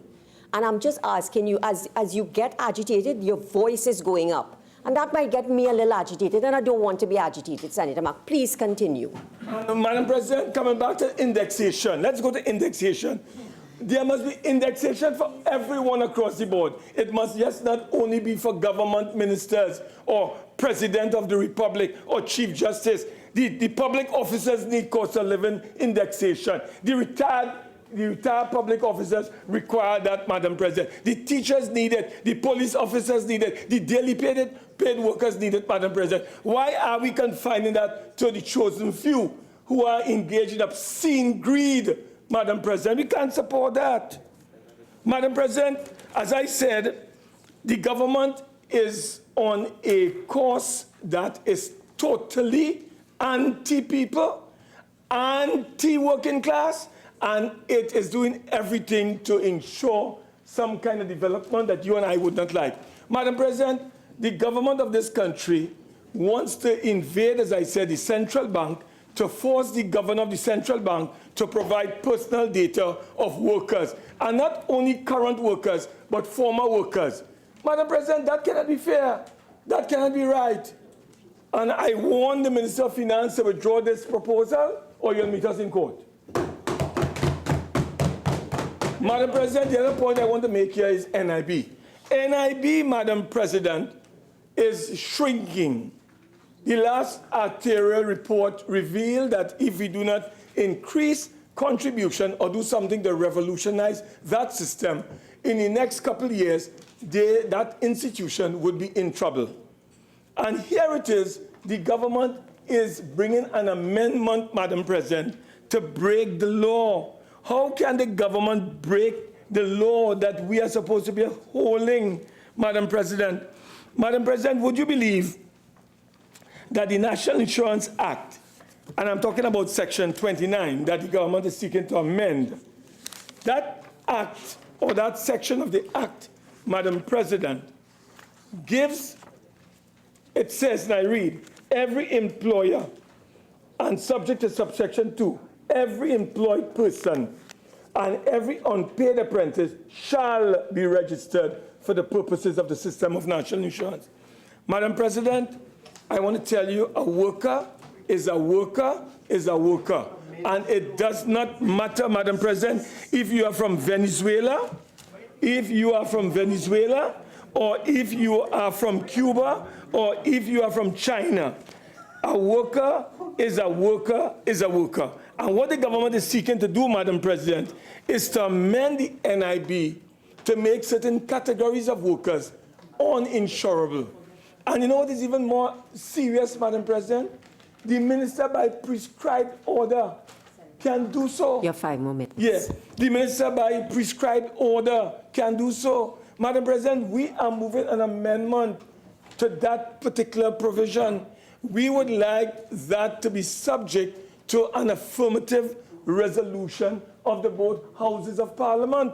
Because, Madam President, we will start off with Venezuelan workers, then we will go on to some other category of workers, and the minister whimsically, arbitrarily, and capriciously can do whatever he wants. We are not prepared, Madam President, to allow this to happen. So we serve notice on the Minister of Finance.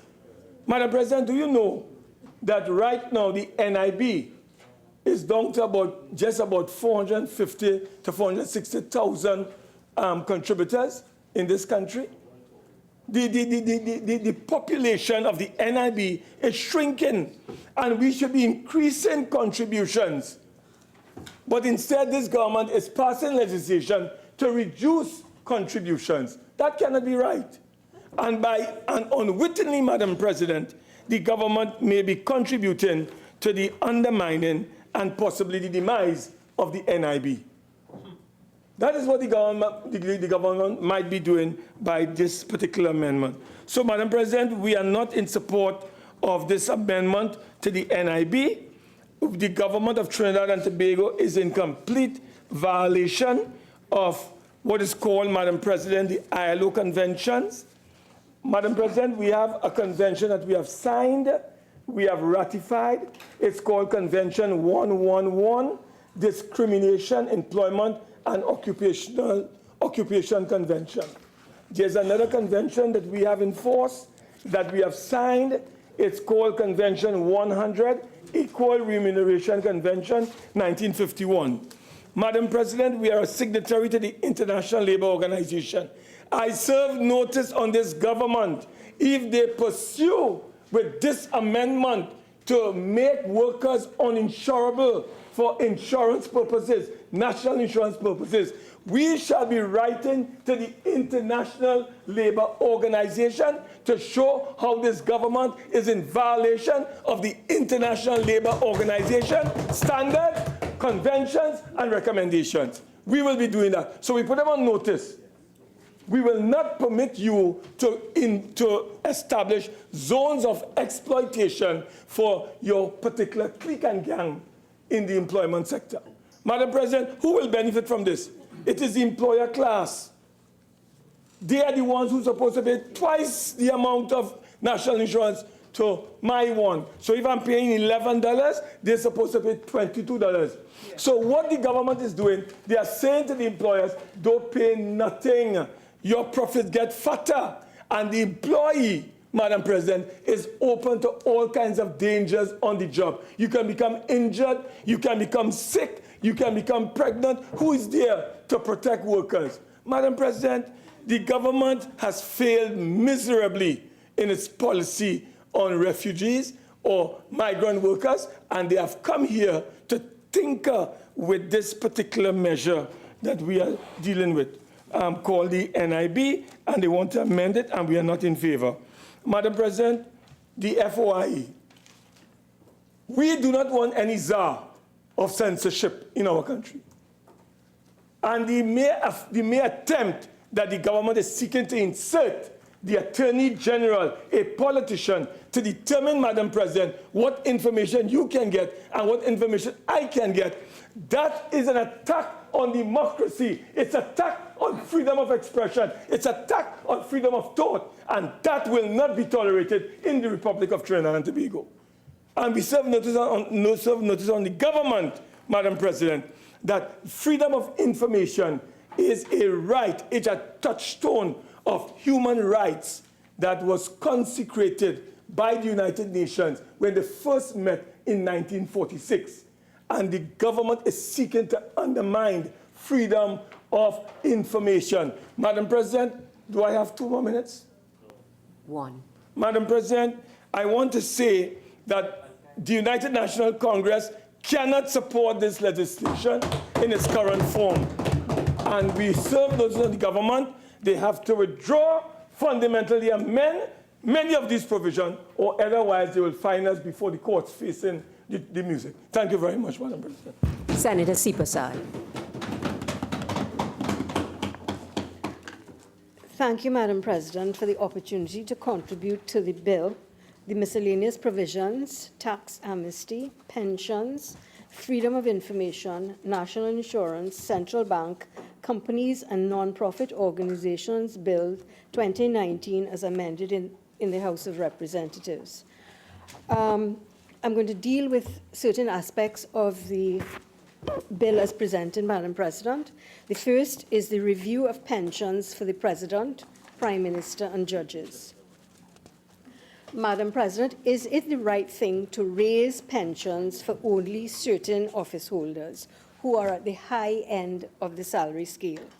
What is the overall cost to the country of these proposed pension adjustments? At this time of economic belt-tightening, what message is being sent to the population with the implementation of these selective pension increases? The Salaries Review Commission has a responsibility under the Constitution to review and amend the terms and conditions of these office holders. Was the Commission consulted? What about the pensions of other public officers? I received a copy of a letter sent to a senator in which the retired public servant was pleading for the reinstatement of the cost of living allowance for all retired public servants because of the serious financial stresses they're facing. Their pensions are unable to currently provide them with a livable income.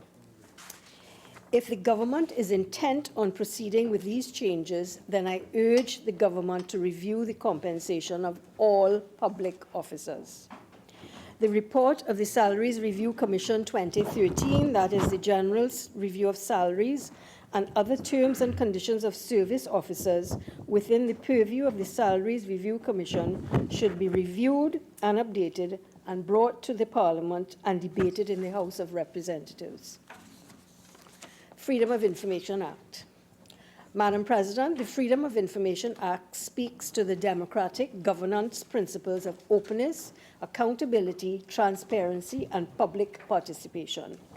Adherence to these principles means that the government is open to public scrutiny and is therefore more accountable.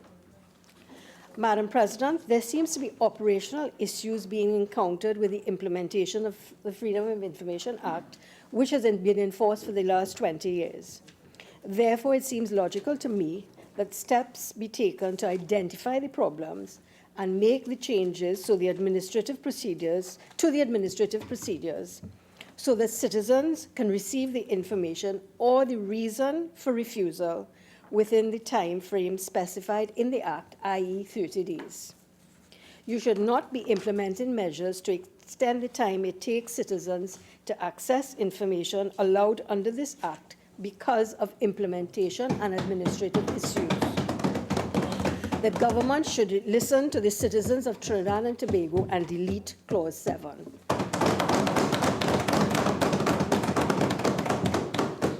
National insurance. I would like to suggest that the Minister of Finance consider an amnesty for the payment of national insurance contributions. The National Insurance Fund is seriously underfunded vis-à-vis projected pension payments. There are numerous organizations in arrears with their national insurance contributions for various reasons or have failed to register their businesses within the specified time. The penalties to become compliant are prohibited. Madam President, an amnesty can lead to an increase in the contributor base, which will have a positive impact on the fund deficit. Central Bank Act Amendment. Madam President, the current Central Bank Act mandates that every director, officer, and employee of the bank are not to disclose information regarding the affairs of the bank. Why does the minister need information on the number and salaries of bank employees, organizational structure, and such other matters relating to the employment of staff as the minister sees fit?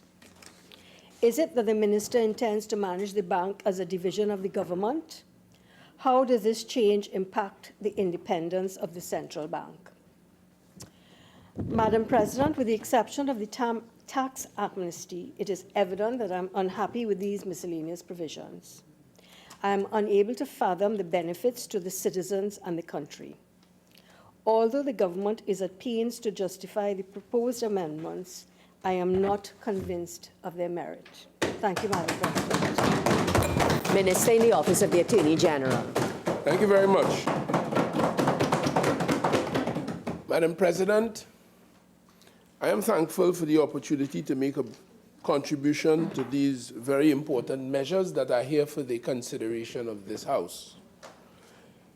The independent senator just raised the question of several questions, but fortunately we have the man who piloted the bill, the Minister of Finance, who will speak to some of those issues. Suffice it to say, for the time being, on the question of the right time, I have been around in public service for sufficiently long to have seen several attempts and events like this in this House. And I have come to the conclusion that there will never be a right time. Never be a right time. What I gather that is driving this is the question of equity and fairness. And based on some of the comments of Senator Mark, you will gather as well, Madam President, that it has to do with social justice, because he called to broaden the range of persons who should be met with this improvement here today. And therefore, I take note as well, the independent senator spoke about deleting the entirety of Clause 7, a matter that I shall return to very shortly. Madam President, I would like to say, in respect of the presentation by Senator Mark, let me admit I have some difficulty speaking in this honorable and dignified House sometimes, because when you listen to the presentation of Senator Mark, you get the natural tendency to respond in strident tones.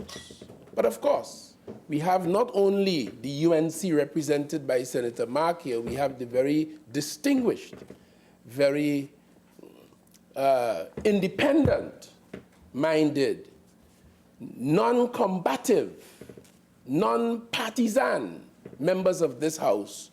So as I speak, I have to remember them. So when you find that I have tempered my tone, it is with those folks in mind, Madam President. But had it been for the other place where I have to deal with the UNC, it may not have been that way. Madam President,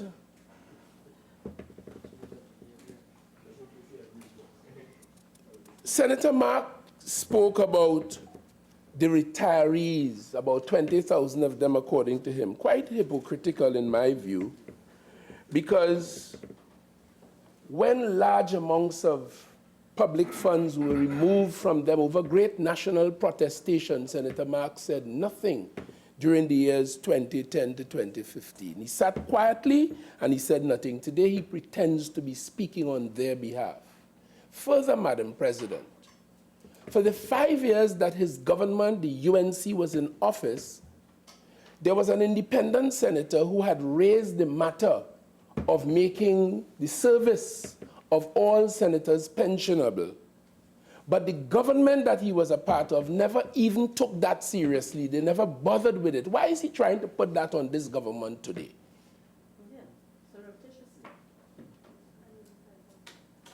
And to some extent, the Minister of Finance, when he spoke here earlier, pointed out that when he did a review of some of the arguments put in the other place by the member for Siparia, he found that it had some element of self-serving in it, arguing her own case. Senator Mark has served long and expansively in this House, in the Senate, and therefore one suspects that he could be justifiably accused of the same.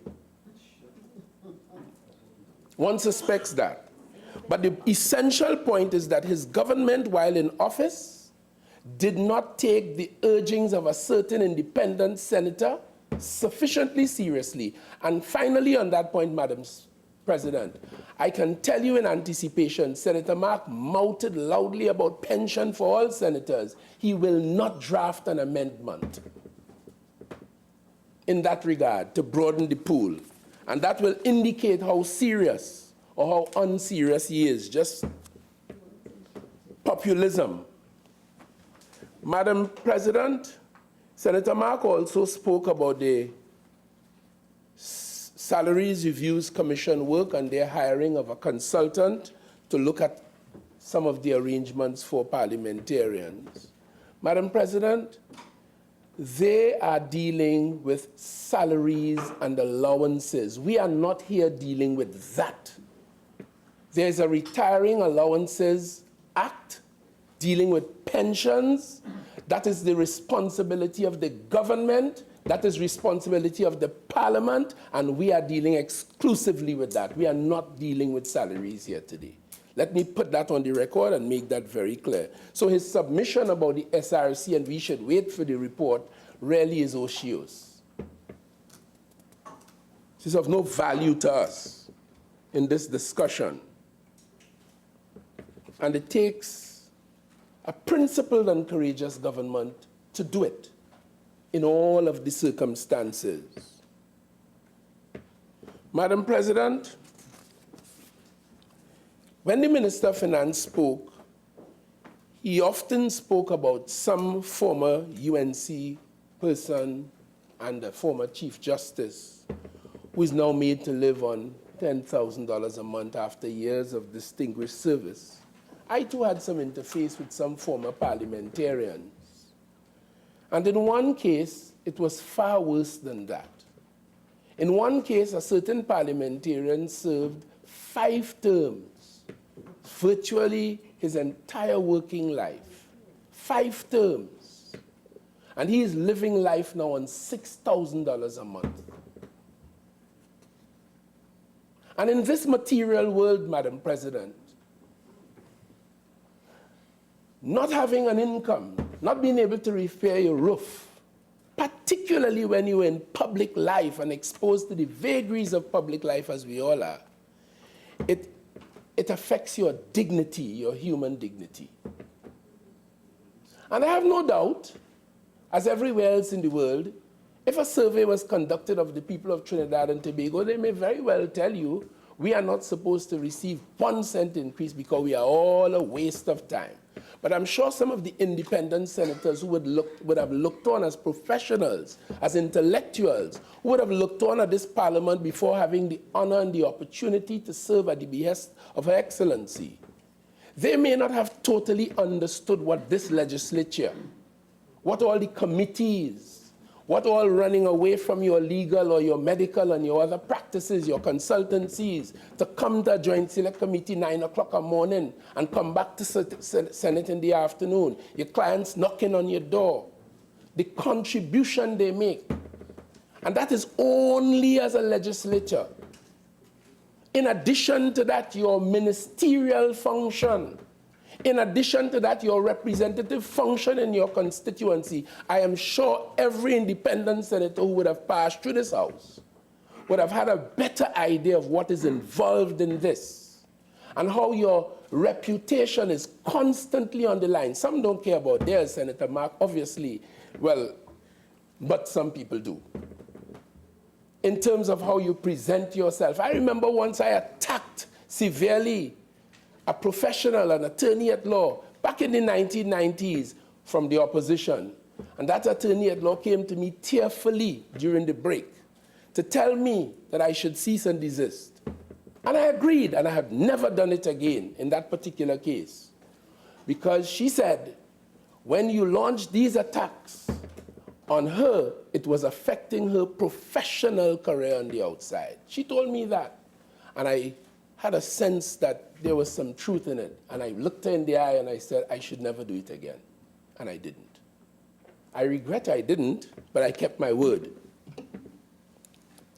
Sometimes she made me regret it, based on the things she said. So, Madam President, there's also a view, when I spoke to some of these retired parliamentarians who have contributed nothing in the eyes of some, whose work and whose worth is of no real value. There's a view, especially for those who upheld sternly and steadfastly the principle of morality in public affairs and conducted their affairs along those lines. Fortunately, in the majority, if only because the PNM served as government in this country for more than 78% of the life of this independent nation. If only for that reason, they are in the majority. They tell you sometimes they feel as though by holding fast to the principle of morality in public affairs, you get special punishment in this country for that.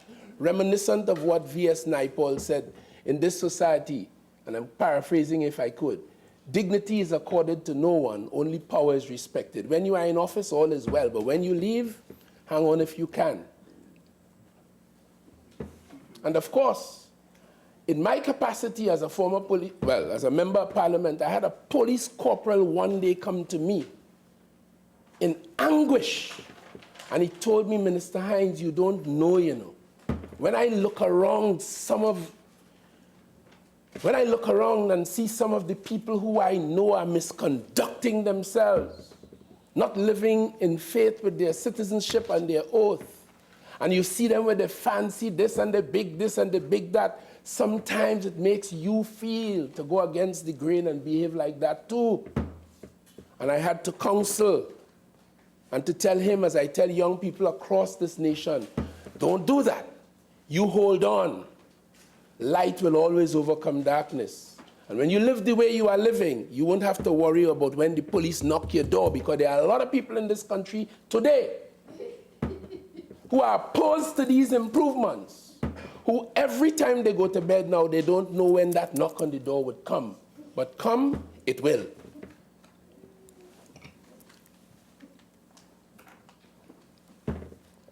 It is simply about that. Apart from which, this government has made it very, very clear that we are in a fight against corruption. And the best evidences of that is that after almost 4 years in office, not one citizen of this republic could justifiably point a hand at any member of my cabinet colleagues and accuse us of interfering with the public good, public till. Not one. Ha, ha, ha. Ha, ha, ha. Not one. And if you can, go outside of the parliament and say it. I ain't coming out, I staying in here. But you could go outside and say it. Since you're so sure and going, ha, ha, ha. And not one of us have that worry to think about. Thank you. Madam President, Senator Mark also told us, yes, he fulminated, and he made strident suggestions that he looked all over the world and could not find one country where the housing allowance was included in the calculation of pension benefits. Like the man with the acre of diamonds, the story was told about the man who went, he took all his father's estate, his wealth, his heritage, and he went looking for this acre of diamonds, became poor, became broke, lost all his friends. And one day when he returned forlorn, moping in the backyard by the stream, he saw a little glisten. And he looked, and it was a diamond. And then he realized, as he moved it, he saw another and another. You know, he had gone looking for something that was right in his backyard. I'll tell you this. Right here in Jamdown, right here in Jamaica, I have the Jamaican Retiring Allowances Legislative Act in front of me, not to display it too much. And Madam President, I want to quote from it for the benefit of that hapless senator who went looking for diamonds, couldn't find none. Probably didn't look. I'm sorry. Hapless. Minister, yes. Just continue, but... Thank you. In Section 2 of that Act, there is the concept of salary, and it is defined in that definition section, as we call it as lawyers and parliamentarians. And it says, for the purposes of this definition, basic salary means emoluments, including house allowance, provided in the estimates of revenue and expenditure of the island. And the definition continues. For 24 years since 1995, this is Act 38 of 1995. For 24 years, Jamaica has been doing this in response to the service of its members of parliament. in a country that one might argue did not benefit from nature's natural resources as Trinidad and Tobago over those years. And further to that, in section 6, with a side note which says circumstances in which the retiring allowances shall be paid. Here what's going on. Here how beautiful it is in Jamdown, Jamaica. Section 6, sub 1. Subject to the provisions of this act, a retiring allowance shall be paid to any person who, A, either has served as a legislator for 2 full parliamentary terms. 2. I just gave you an example of a man who served for 5 terms.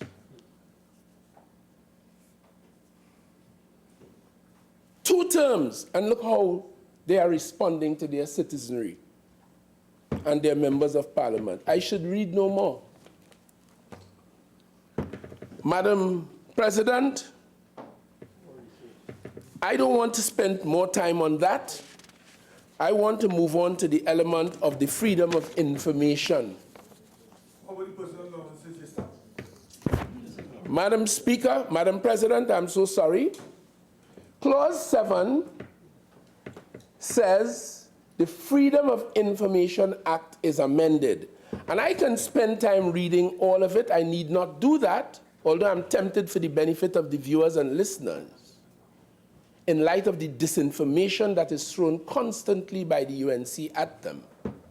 So I wouldn't read it because members all have a copy of this before us.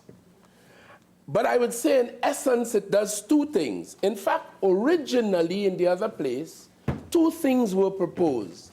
To extend the 30 days that the department, the public authority has, Madam President, in order to decide whether or not it will grant the information and to notify the request to the applicant.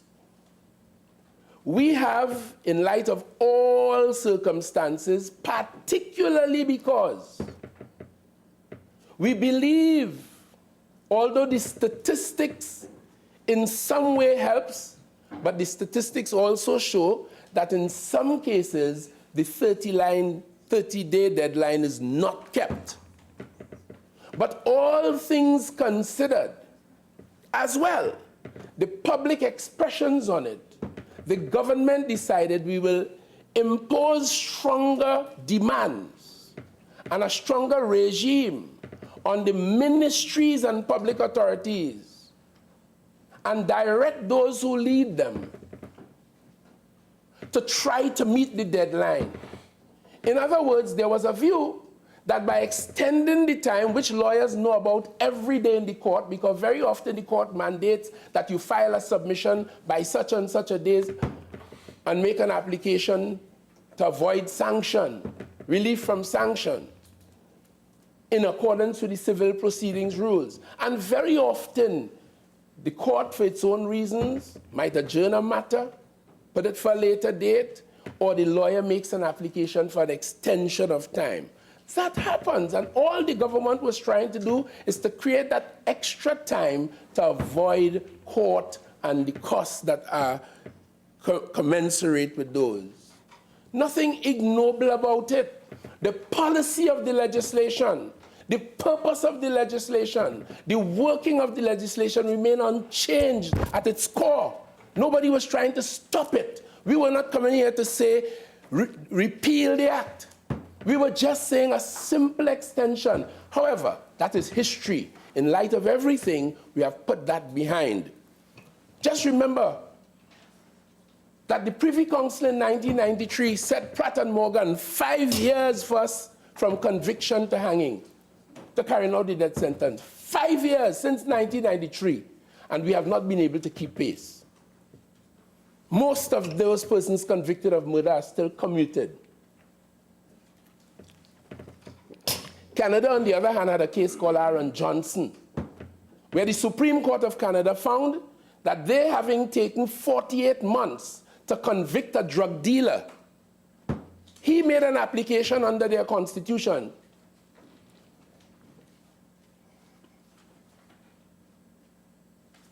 Madam President, saying, Standing Order 46.1, please. This is a debate about the FOIA. I don't know the death penalty, how relevant that is to this debate, Madam President. Minister, continue, please.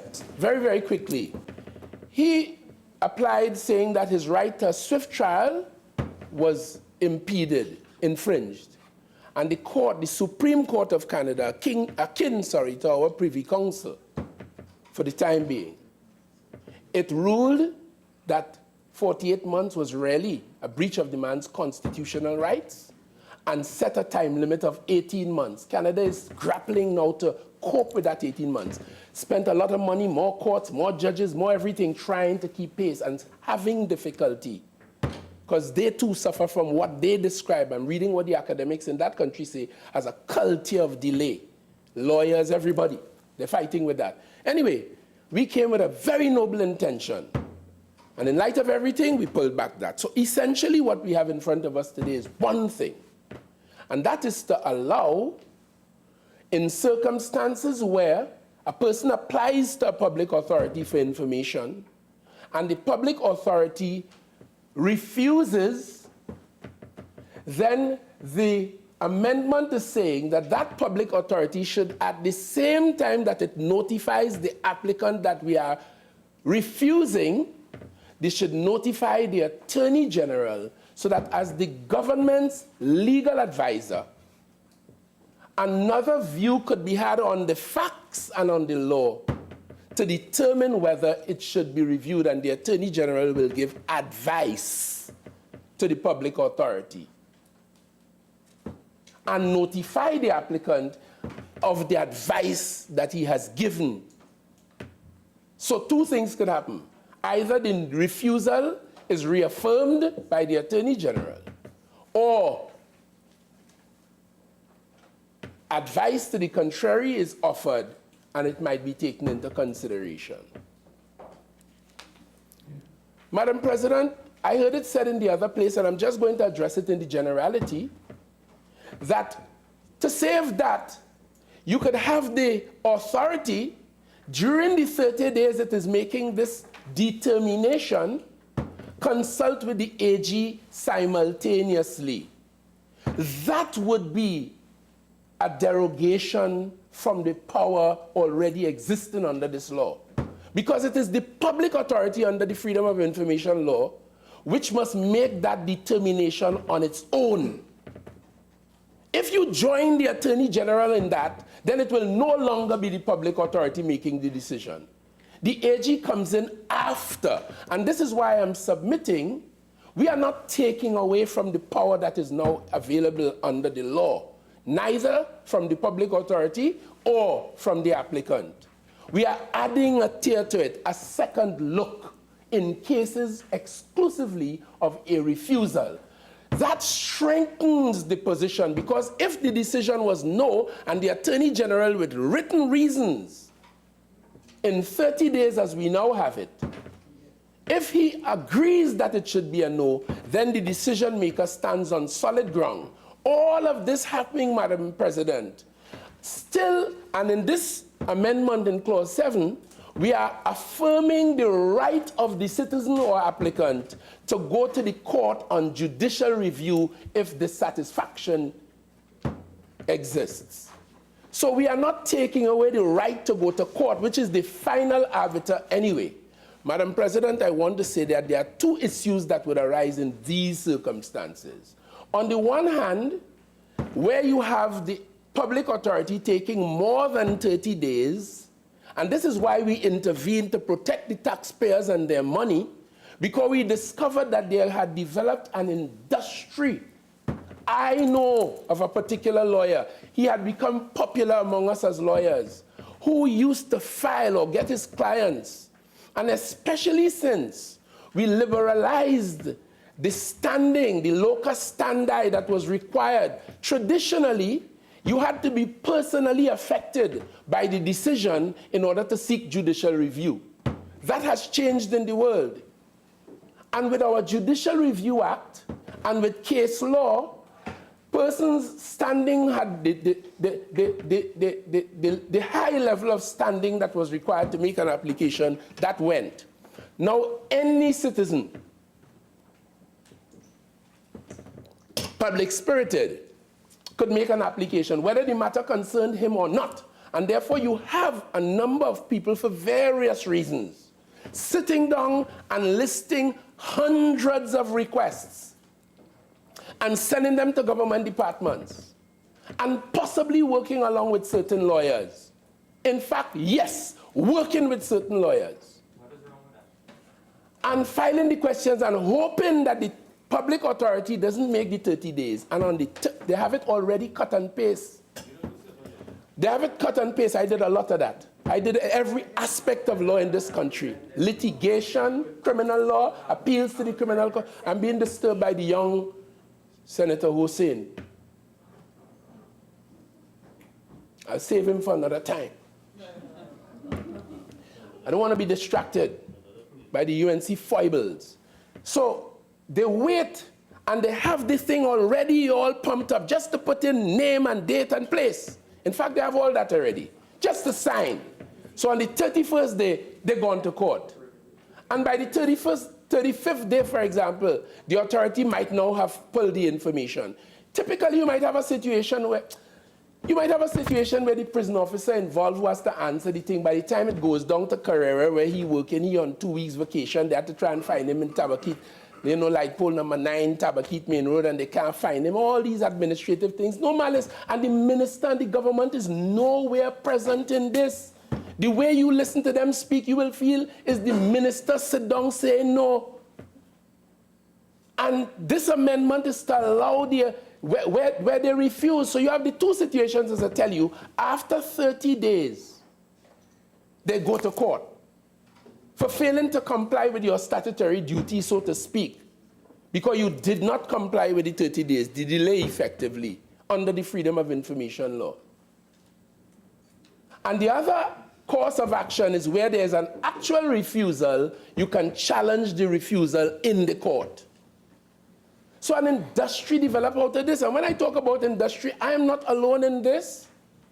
There was a Solicitor General who wrote a previous Prime Minister not too long ago complaining about a wicked triumvirate, an industry that had developed between an official in the office of the Attorney General, private lawyers and prisoners to rip off this country money. So when I speak about an industry, an unholy alliance to work out something, this is not far-fetched in Trinidad and Tobago, Madam President. It is real. And we only intervene to try to protect the taxpayers. Because when they had to withdraw the matter, they're already in court. That's what they tell you. And now the information is available. You want them to withdraw the action, they negotiate, and we got claims for as much as 1.7 million Trinidad and Tobago dollars. I heard another member of parliament in another place say that has never been paid, it has not even been assessed. We were not talking about assessed, we were not talking about paid, we were talking about claim, saying this is what we want to withdraw the matter. That's what we were talking about.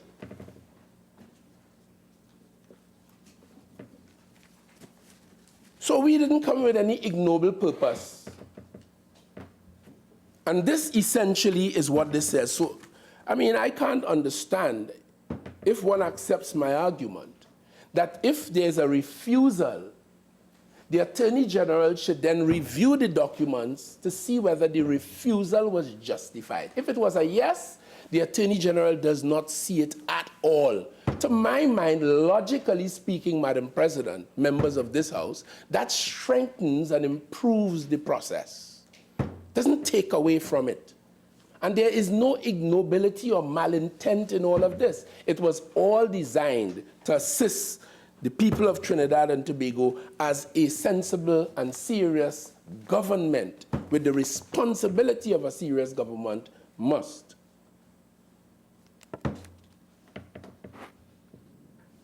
So, Madam President, there are a couple of other issues around this matter that I feel is necessary to treat with. There are a couple of other issues. The Civil Proceedings Rules of 1998, Part 56.7, fell to be interpreted by a court in a matter of Motilal Ramhit, I think it is.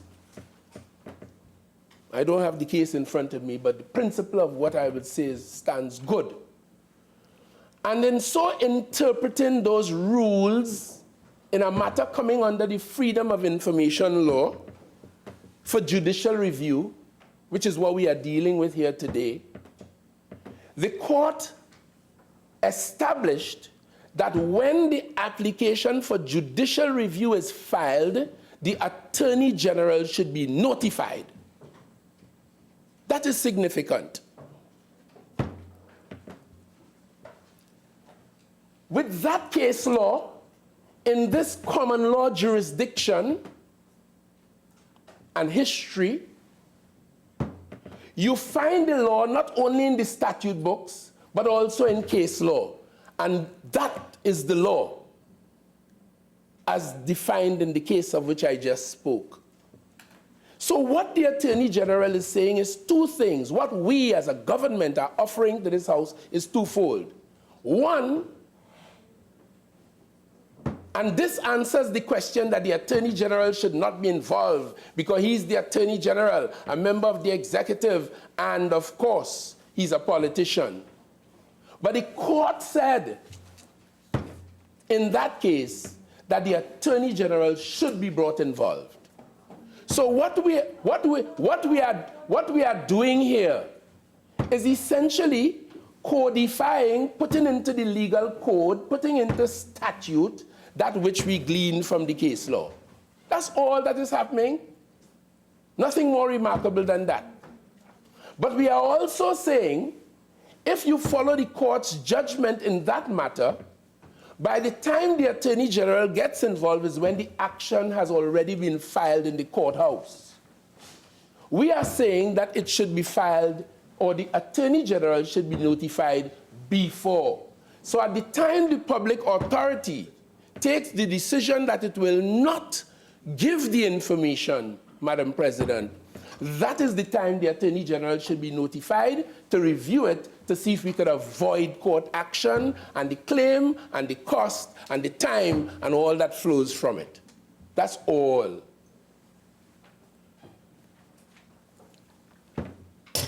And for the life of me, I can't see what is other than what is so innocuous, what is so harmful about that. Innocuous as you could get it. So, in terms of a public authority, in CV 2018, numbers 03189 in the case of Mahesh Das and the Zoological Society, again, as a student of administrative law at postgraduate level, I recall distinctly, and that was before Trinidad and Tobago passed a Judicial Review Act on the question of locus standi and all of this. And what was a public body? Because there is always some argument about whether the body is a public authority or not.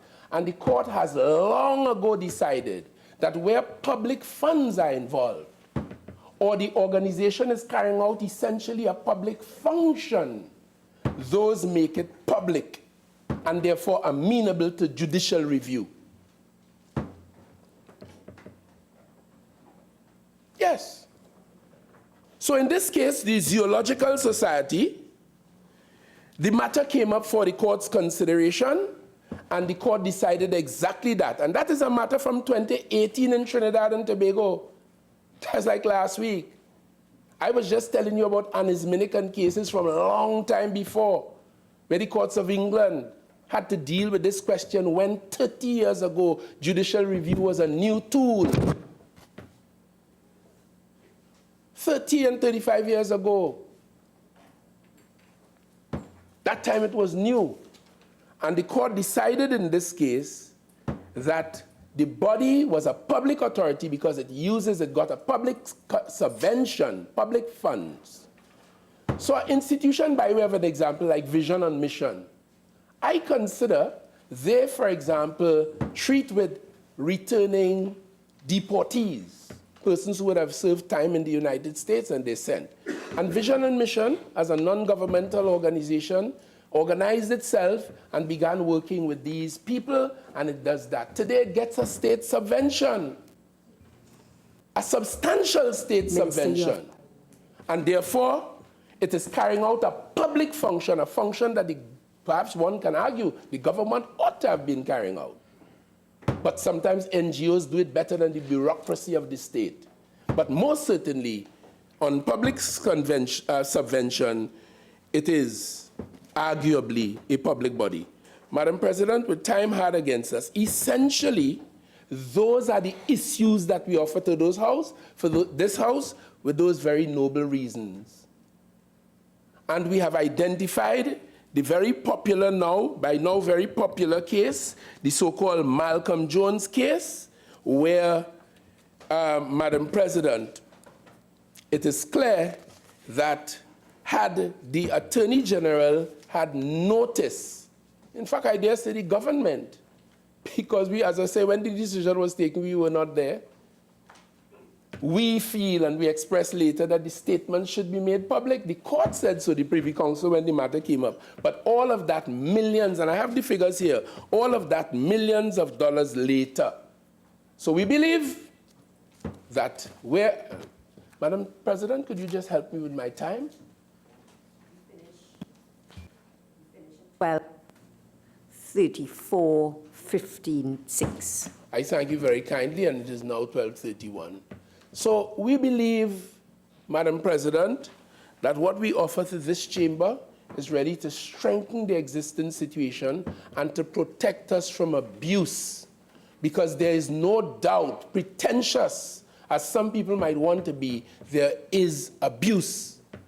There are some people who make an industry out of it. I have a list of questions. I myself, to test the system, on the 10th of June, I filed a question to this Parliament under the Freedom of Information Act. And I asked for them to tell me some of the questions that they had to respond to in a defined period. And I got the answers on the 13th. This Parliament, efficient as you could get it, in 2-3 days, I got answers. And I have them. When you see some of the questions that they concoct to ask for all kinds of motivations, it's amazing. Amazing.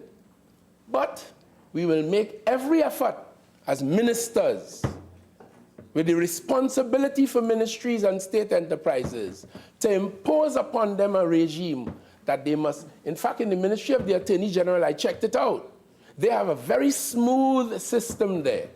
As soon as the request comes in, someone is dealing with it immediately, a letter is sent, a request for an extension, and that's the way it ought to be done. So we believe, notwithstanding the typical bureaucracy, and you also have problems with the culture of secrecy, because while we are an open and transparent government, the most open and transparent government this country has probably ever seen.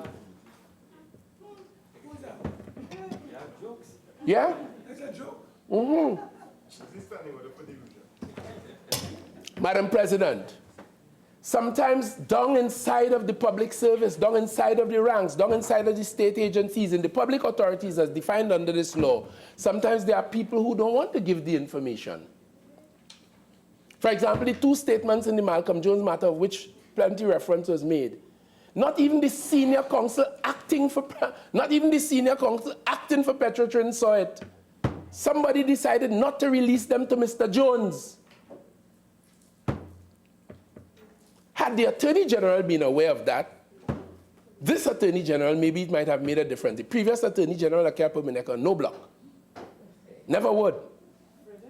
I'm not afraid to die, but I'm not ready yet.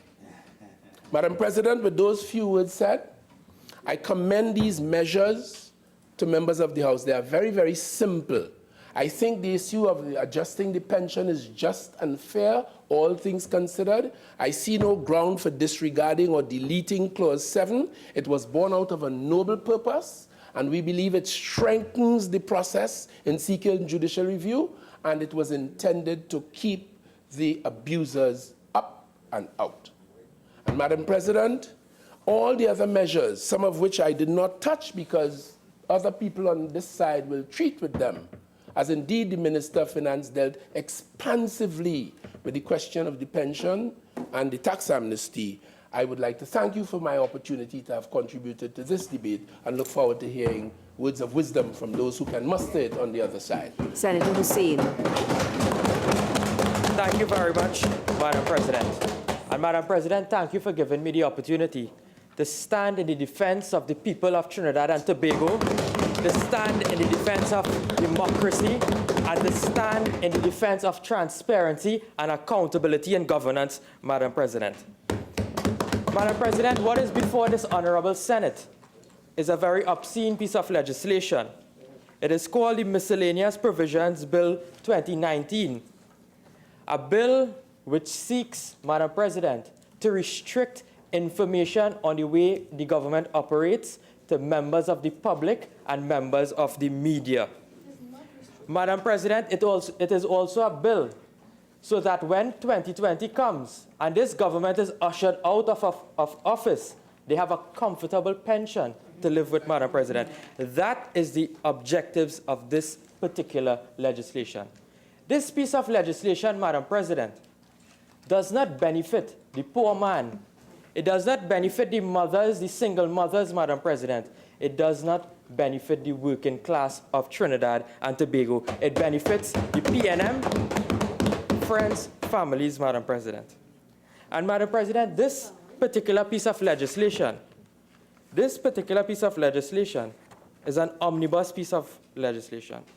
11 clauses and 1 schedule touching over 20 pieces of legislation, 20 pieces. And the government, what they did is that they amended the FYA Act, well, attempting to amend the FYA Act, increasing pensions for the Prime Minister, the President, for ministers of government, and it also has a tax amnesty. So while they give the people of Trinidad and Tobago with one hand, Madam President, they're taking away with the next hand. And that is what this bill is doing. You're giving a tax amnesty, but at the end of the day, your pockets become fatter when you retire, Madam President. And this particular piece of legislation, I will focus a lot on the Freedom of Information Act. And a lot have been said about this since this bill was laid in the other place.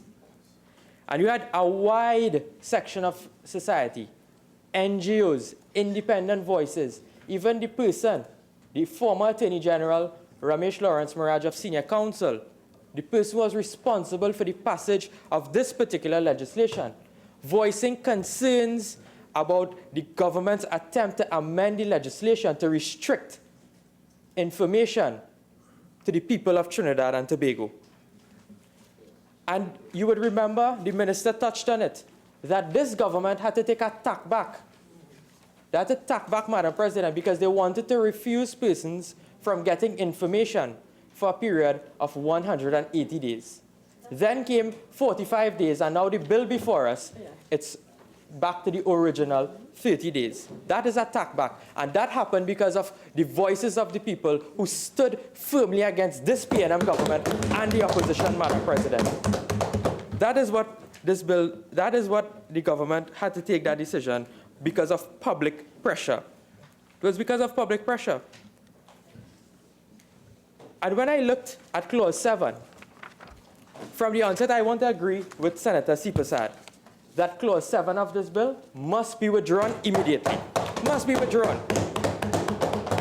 Because this particular clause does not benefit the people. Because when you pass legislation in any particular parliament, you pass legislation with an aim in order to correct a mischief.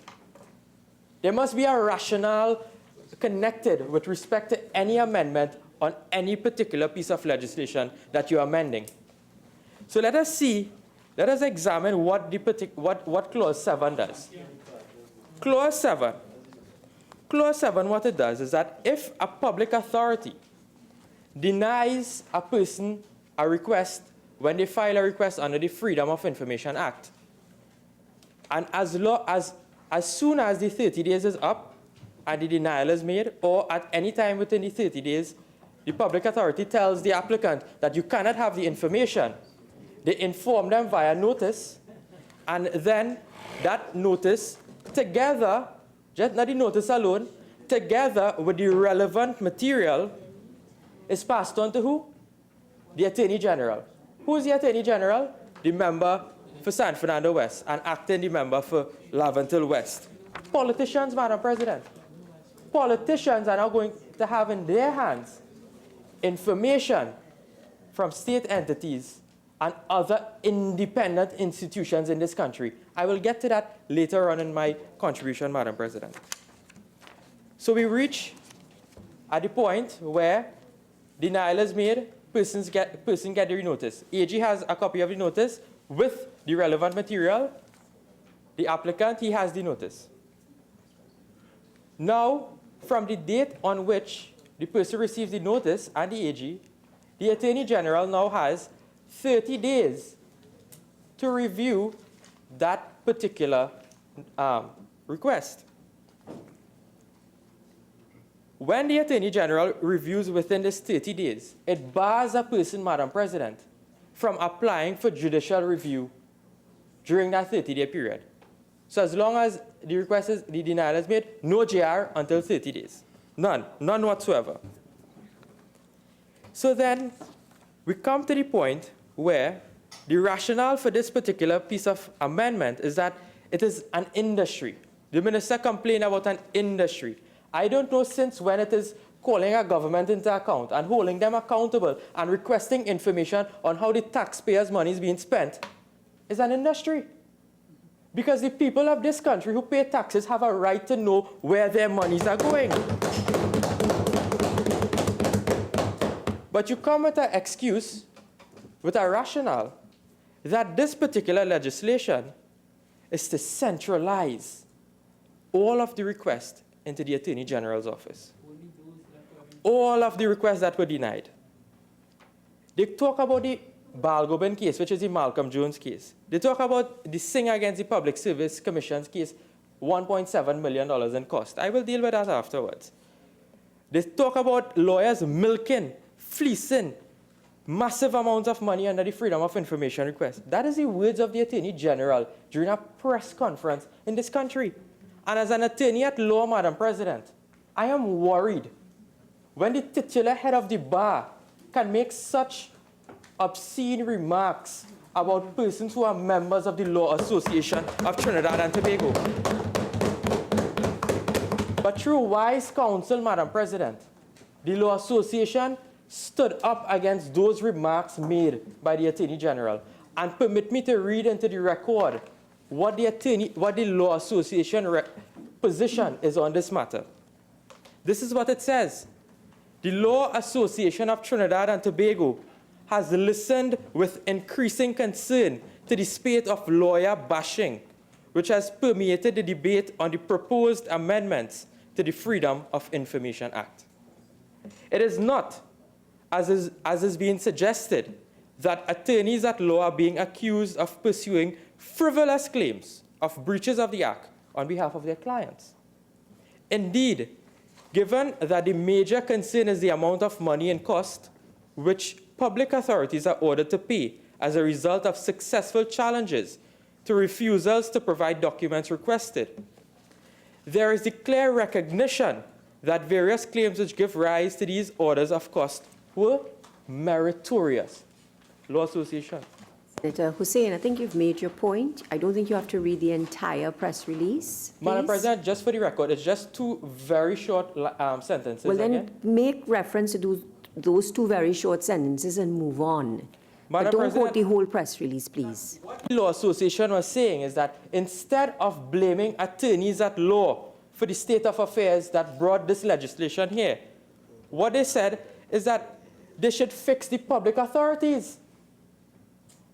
What they are doing, Madam President, is legislating the incompetence of this government.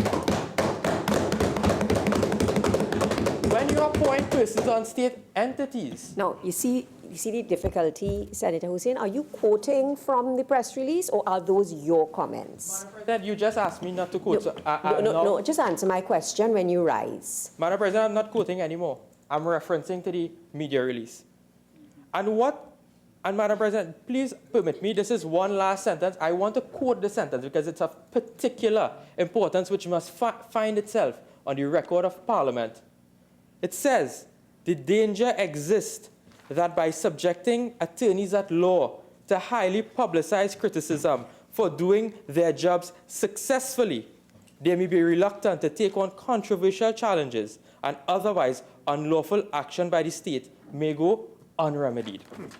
Madam President, this is clearly extremely worrying what the Law Association had to say about the comments coming from this government. Extremely worrying.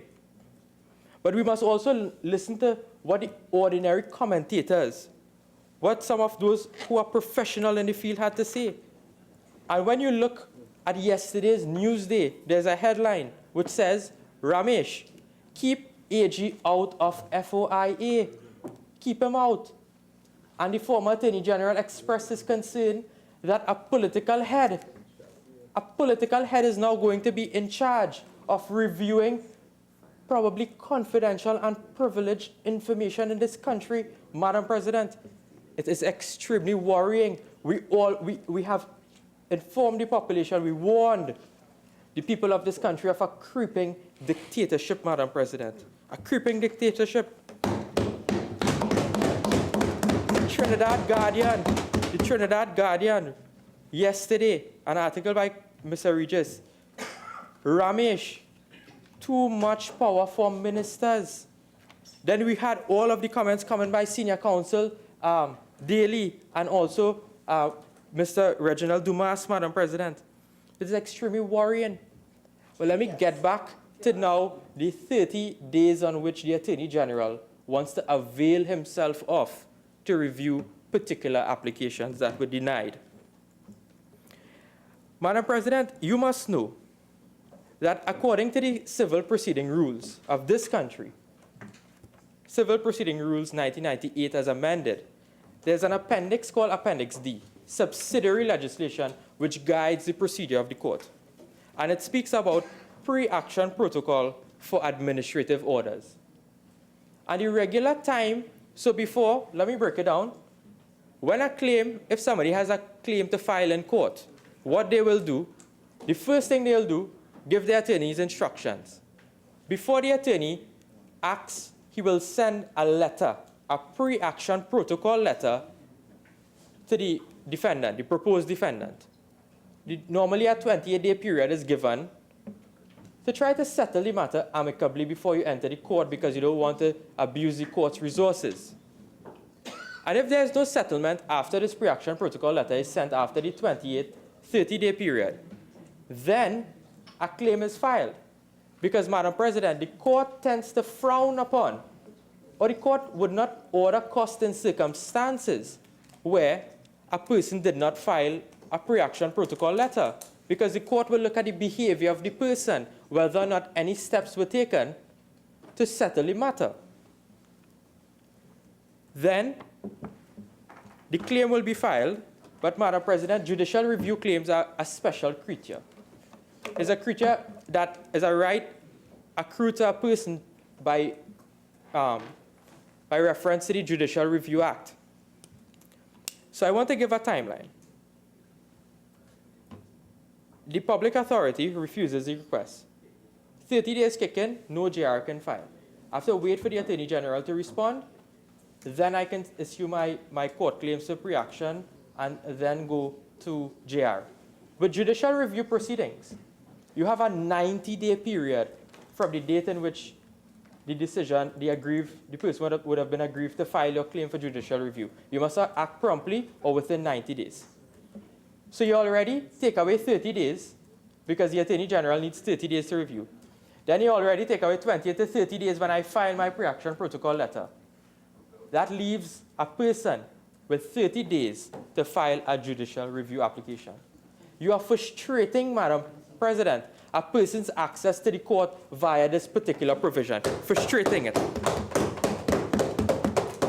But you will hear, Madam President, you will hear, and also, when a judicial review application is going to be filed, when a pre-action protocol letter is issued, for judicial review proceedings, a copy is sent to the Solicitor General's office, which is the Office of the Attorney General, and also the public authority. So the Attorney General does have notice of the pre-action protocol letter. Section 39. Also, Madam President, when the judicial review application is filed, the Attorney General office will also be served with a copy of the proceedings. So the Attorney General at all material time will be aware if a person is going to challenge the decision of a public authority. That is a very important point, you know. Because the acting Attorney General, the member for Laventil West, spoke of if the Attorney General knew about the Malcolm Jones claim, that public authority, the Petrotrin, if they knew about that FOIA, that particular FOIA, this matter would not have reached the Privy Council. But, Madam President, permit me to respond to that and put the facts on the table, because I have a timeline of how that Malcolm Jones matter went. This is how it went. Justice Devines outlined it at paragraph 8 of the judgment, the first instance judgment. So the FOIA request was submitted on the 11th of March. On the 22nd of April, Petrotrin refused to provide a witness statement. On the 11th of May, the claimant then asked, will you provide me with an edited copy of the witness statement? No response from Petrotrin. On the 4th of July, Ravi Balgobin Maraj decided to send a pre-action protocol letter to Petrotrin. On the 29th of July, which was 25 days later, Petrotrin asked for 1 month to reply to the pre-action protocol letter. On the 29th of August, 1 month after, Petrotrin responds to the pre-action protocol letter, confirming that it is not disclosing the edited versions of the witness statement. The 24th of October, an application for leave for judicial review was filed. So it took almost 7 months for a claim for judicial review to be filed in that particular matter, the Malcolm Jones matter. But, Madam President, we have the record. The Solicitor General in that matter was in fact copied on the pre-action protocol letter. And this was a fact stated in Mr. Maraj's affidavit, where he said that copies of the letter, which was served on the Solicitor General, was endorsed by the relevant officer of the Ministry of the Attorney General, Jonathan Henley, as proof that it was served on the AG as exhibited. So, Madam President, the Attorney General office knew of the Ravi Balgobin Maraj matter before it was filed. So how can the acting Attorney General come to the Senate and ask us and tell us that had they known about the Ravi Balgobin matter, it would not have reached the Privy Council? Madam President, that is extremely misleading, because the evidence shows that the Attorney General's office was aware of the judicial review proceedings before it was filed via pre-action protocol letter. That is extremely important to note, Madam President. So if the AG has all of this time to consider these requests, why are you asking for more time? Why are you the gatekeeper? Why do you want to see all the information? Why do you want to say yes or no to refusals of requests, Madam President? It is a sinister political move, because the Privy Council in the Malcolm Jones matter acknowledged that there may have been political interference with the matter to withdraw the claim against Malcolm Jones, Madam President. Malcolm Jones served on the Energy Subcommittee of this PNM government while he was before the courts. It's extremely worrying, Madam President. Extremely worrying. Then, you could remember, while I was doing my research, you want to give this Attorney General all of this power to review refusals, Madam President.